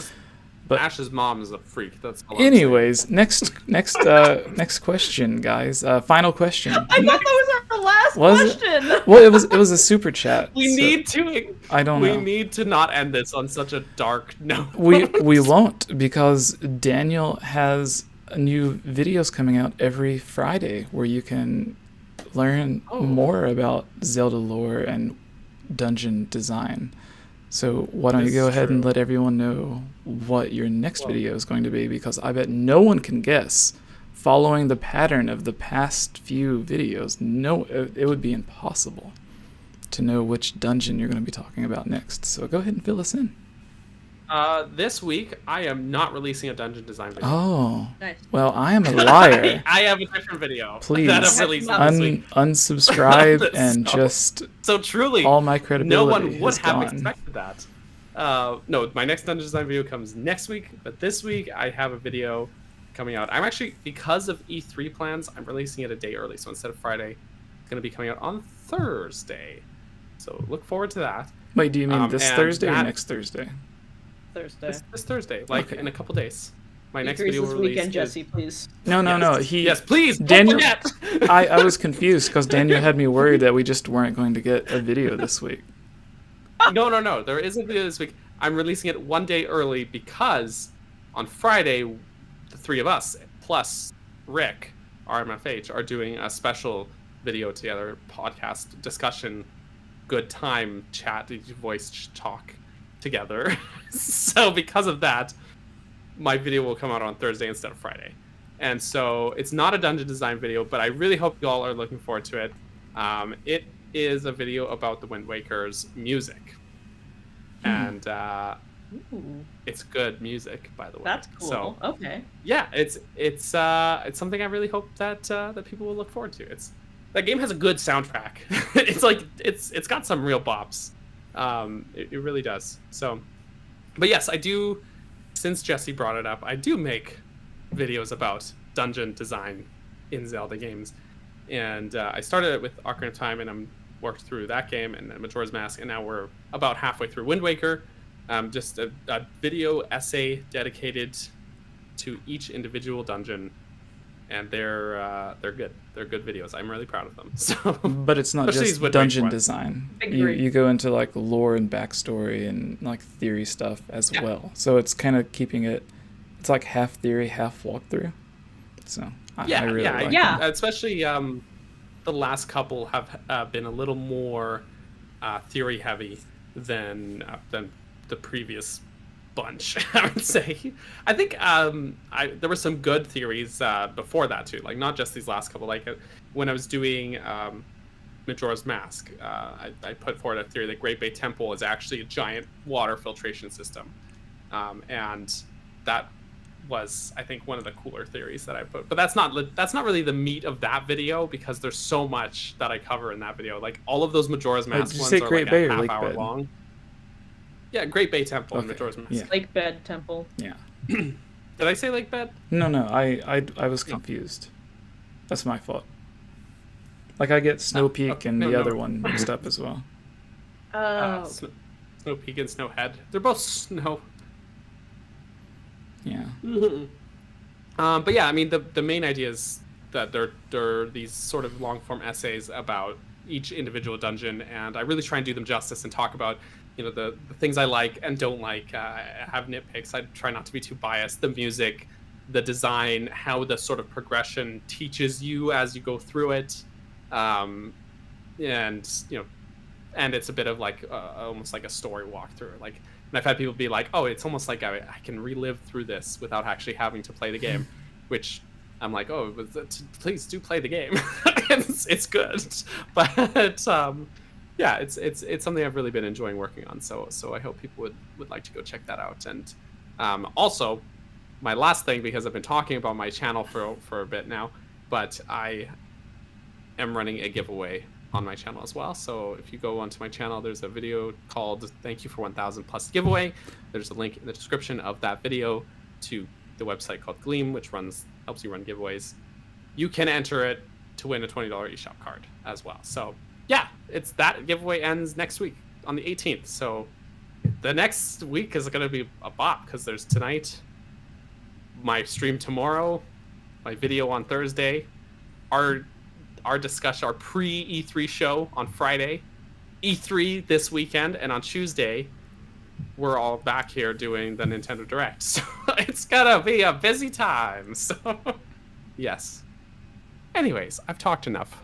Yeah, Jesse. So I will say an idea that I just thought of while you were talking is that maybe to encourage more interaction, which your videos already get quite a bit of comments, but maybe you could like go through and pick out like one or two of your favorite comments, and then at the end of your next video you could like showcase those comments at the end of the video, and then it would encourage more people to comment. So random idea. Maybe. I don't know. But you also have a Patreon that people can go and support you at, right? That is true. I do actually had a couple new people recently, so thank you guys all for that. And yeah, if you're on Patreon, there's a couple other perks, but the big main one is that you get early access to all my videos. Usually it's like a full week early. So if that video, for example, that I said is coming out this Thursday, it's already on there for people to view. So there's that. There's that. 𝐓𝐰𝐢𝐭𝐴, do you want to let everyone know about some of the stuff that you do and where they can follow you? Well, the reality is I do nothing because I'm very busy. But in the off chance I do something, you can find me at twitch.tv/𝐓𝐿𝐼𝐴 with an extra A because I can't spell. And I'm most active on Twitter if you want to come hang out with me there at 𝐓𝐿𝐼𝐴. With the exception of this weekend because I'm busy, I normally do a Saturday stream with Kat Bergerson, and we play some sort of video game. Last weekend we did Smash because he's preparing for a tournament. This weekend, nothing because busy. And then maybe next weekend back into Minecraft? I don't know. We'll see. But yeah. Fingers crossed. But yeah, that's where you can find me. Oh, and on the podcast. Here Yes. Sometimes this on the podcast. Friday night. And Friday. And Tuesday morning. Yes. I will For our definitely be here for E3 both Friday pre-show. and Tuesday. Are you also going to be streaming to your Twitch as well, Tubes? Nope. Aww. Nope. Forget that Twitch. I mean, I could, but the reality of it is that everyone watches either you or Daniel or RMFH, and just to like add to it, no. We want all our viewers to have 4 tabs open. Yeah. You guys aren't allowed to actually watch the Nintendo like Direct. You No. are only allowed to watch us reacting to the Direct, so you're not going to know what's happening. It's going to be chaotic. It's very meta. There. Watch us watching it. Yes, and one quick thing, like, thankfully, no one really mentioned it in the comments, but it is really close to E3, and well, Abigail right now says E3 exclamation point. But the reason that we did not go into a lot of E3 stuff today was because we have the big E3 stream coming up Friday. Yes. Friday night. Yes. And then Saturday. No. Yes. Tuesday. Friday night, Tuesday morning, during the Nintendo Direct. Okay. I have. We have the schedule on Twitter. Yes, I was getting Twitter, confused with some other stuff that I have to do, but. Oh, because you're also going to be on like Nate's channel and stuff as well, right? So. Yeah, that's it. Yes. So. Yeah, go find 𝐓𝐿𝐼𝐴 and Captain Bergerson. Give them a follow on Twitter. Should be in the description. A long time ago, I did purposefully mix up their Twitter stuff so that people that was would. About. Yeah. And now it's forever mixed up. Because I thought it would be like if someone only wanted to follow Tubes or someone only wanted to follow Daniel, then they'd be like, well, I'm already here, so I'll just give this person a follow and then go back. And so I thought it would be like a weird. Y'all got tricked. Yeah. But No yeah. bait and switch. And I did it for myself, but I haven't really updated it that much. But if you guys know the website Linktree, which is like where you can just get like one link and then it gives you like a page with like Facebook, Twitter, Twitch, everything. So I thought about just making one like that and linking to everyone's Twitch and Twitter and stuff, and then just posting that instead of having like a section for YouTube and Twitch and Instagram and Twitter and everything. So where you can just be like, I want to follow everything Jesse, or I want to follow everything Tubes. So I think that might be an easier way to keep it organized. I'm not really sure, but yeah, thank you all for tuning in and watching, and thank you to our guest who left earlier, HMK, who came in only on like a few days notice and got back to me like really quickly. So that was really cool. And even though he said that he may not be able to come on because his computer would be working on and it would depend on if his computer got done in time, his computer was not done in time and he still came on because he's just really cool. So go check out his videos. He's going to be doing a lot of E3 stuff as well. He always has some of the most popular reaction videos on YouTube, and E3 is the perfect time for that. So yeah, other than that, Daniel has a video going up on tomorrow. This channel tomorrow morning. So check that out. It's a little Breath of the Wild 2 video, and it talks about horses and other stuff, which is fun. And yeah, I guess we will see you Friday. And everyone, please go leave reviews on iTunes. This episode will be up on iTunes tomorrow as well, probably. So yeah, go listen to it, give a review and everything, and help us out. And we will read your review usually at the beginning of each podcast. But yeah, anyways, thank you, Daniel. Thank you, Tubes. And thank you, everyone that tuned in. Have a wonderful night.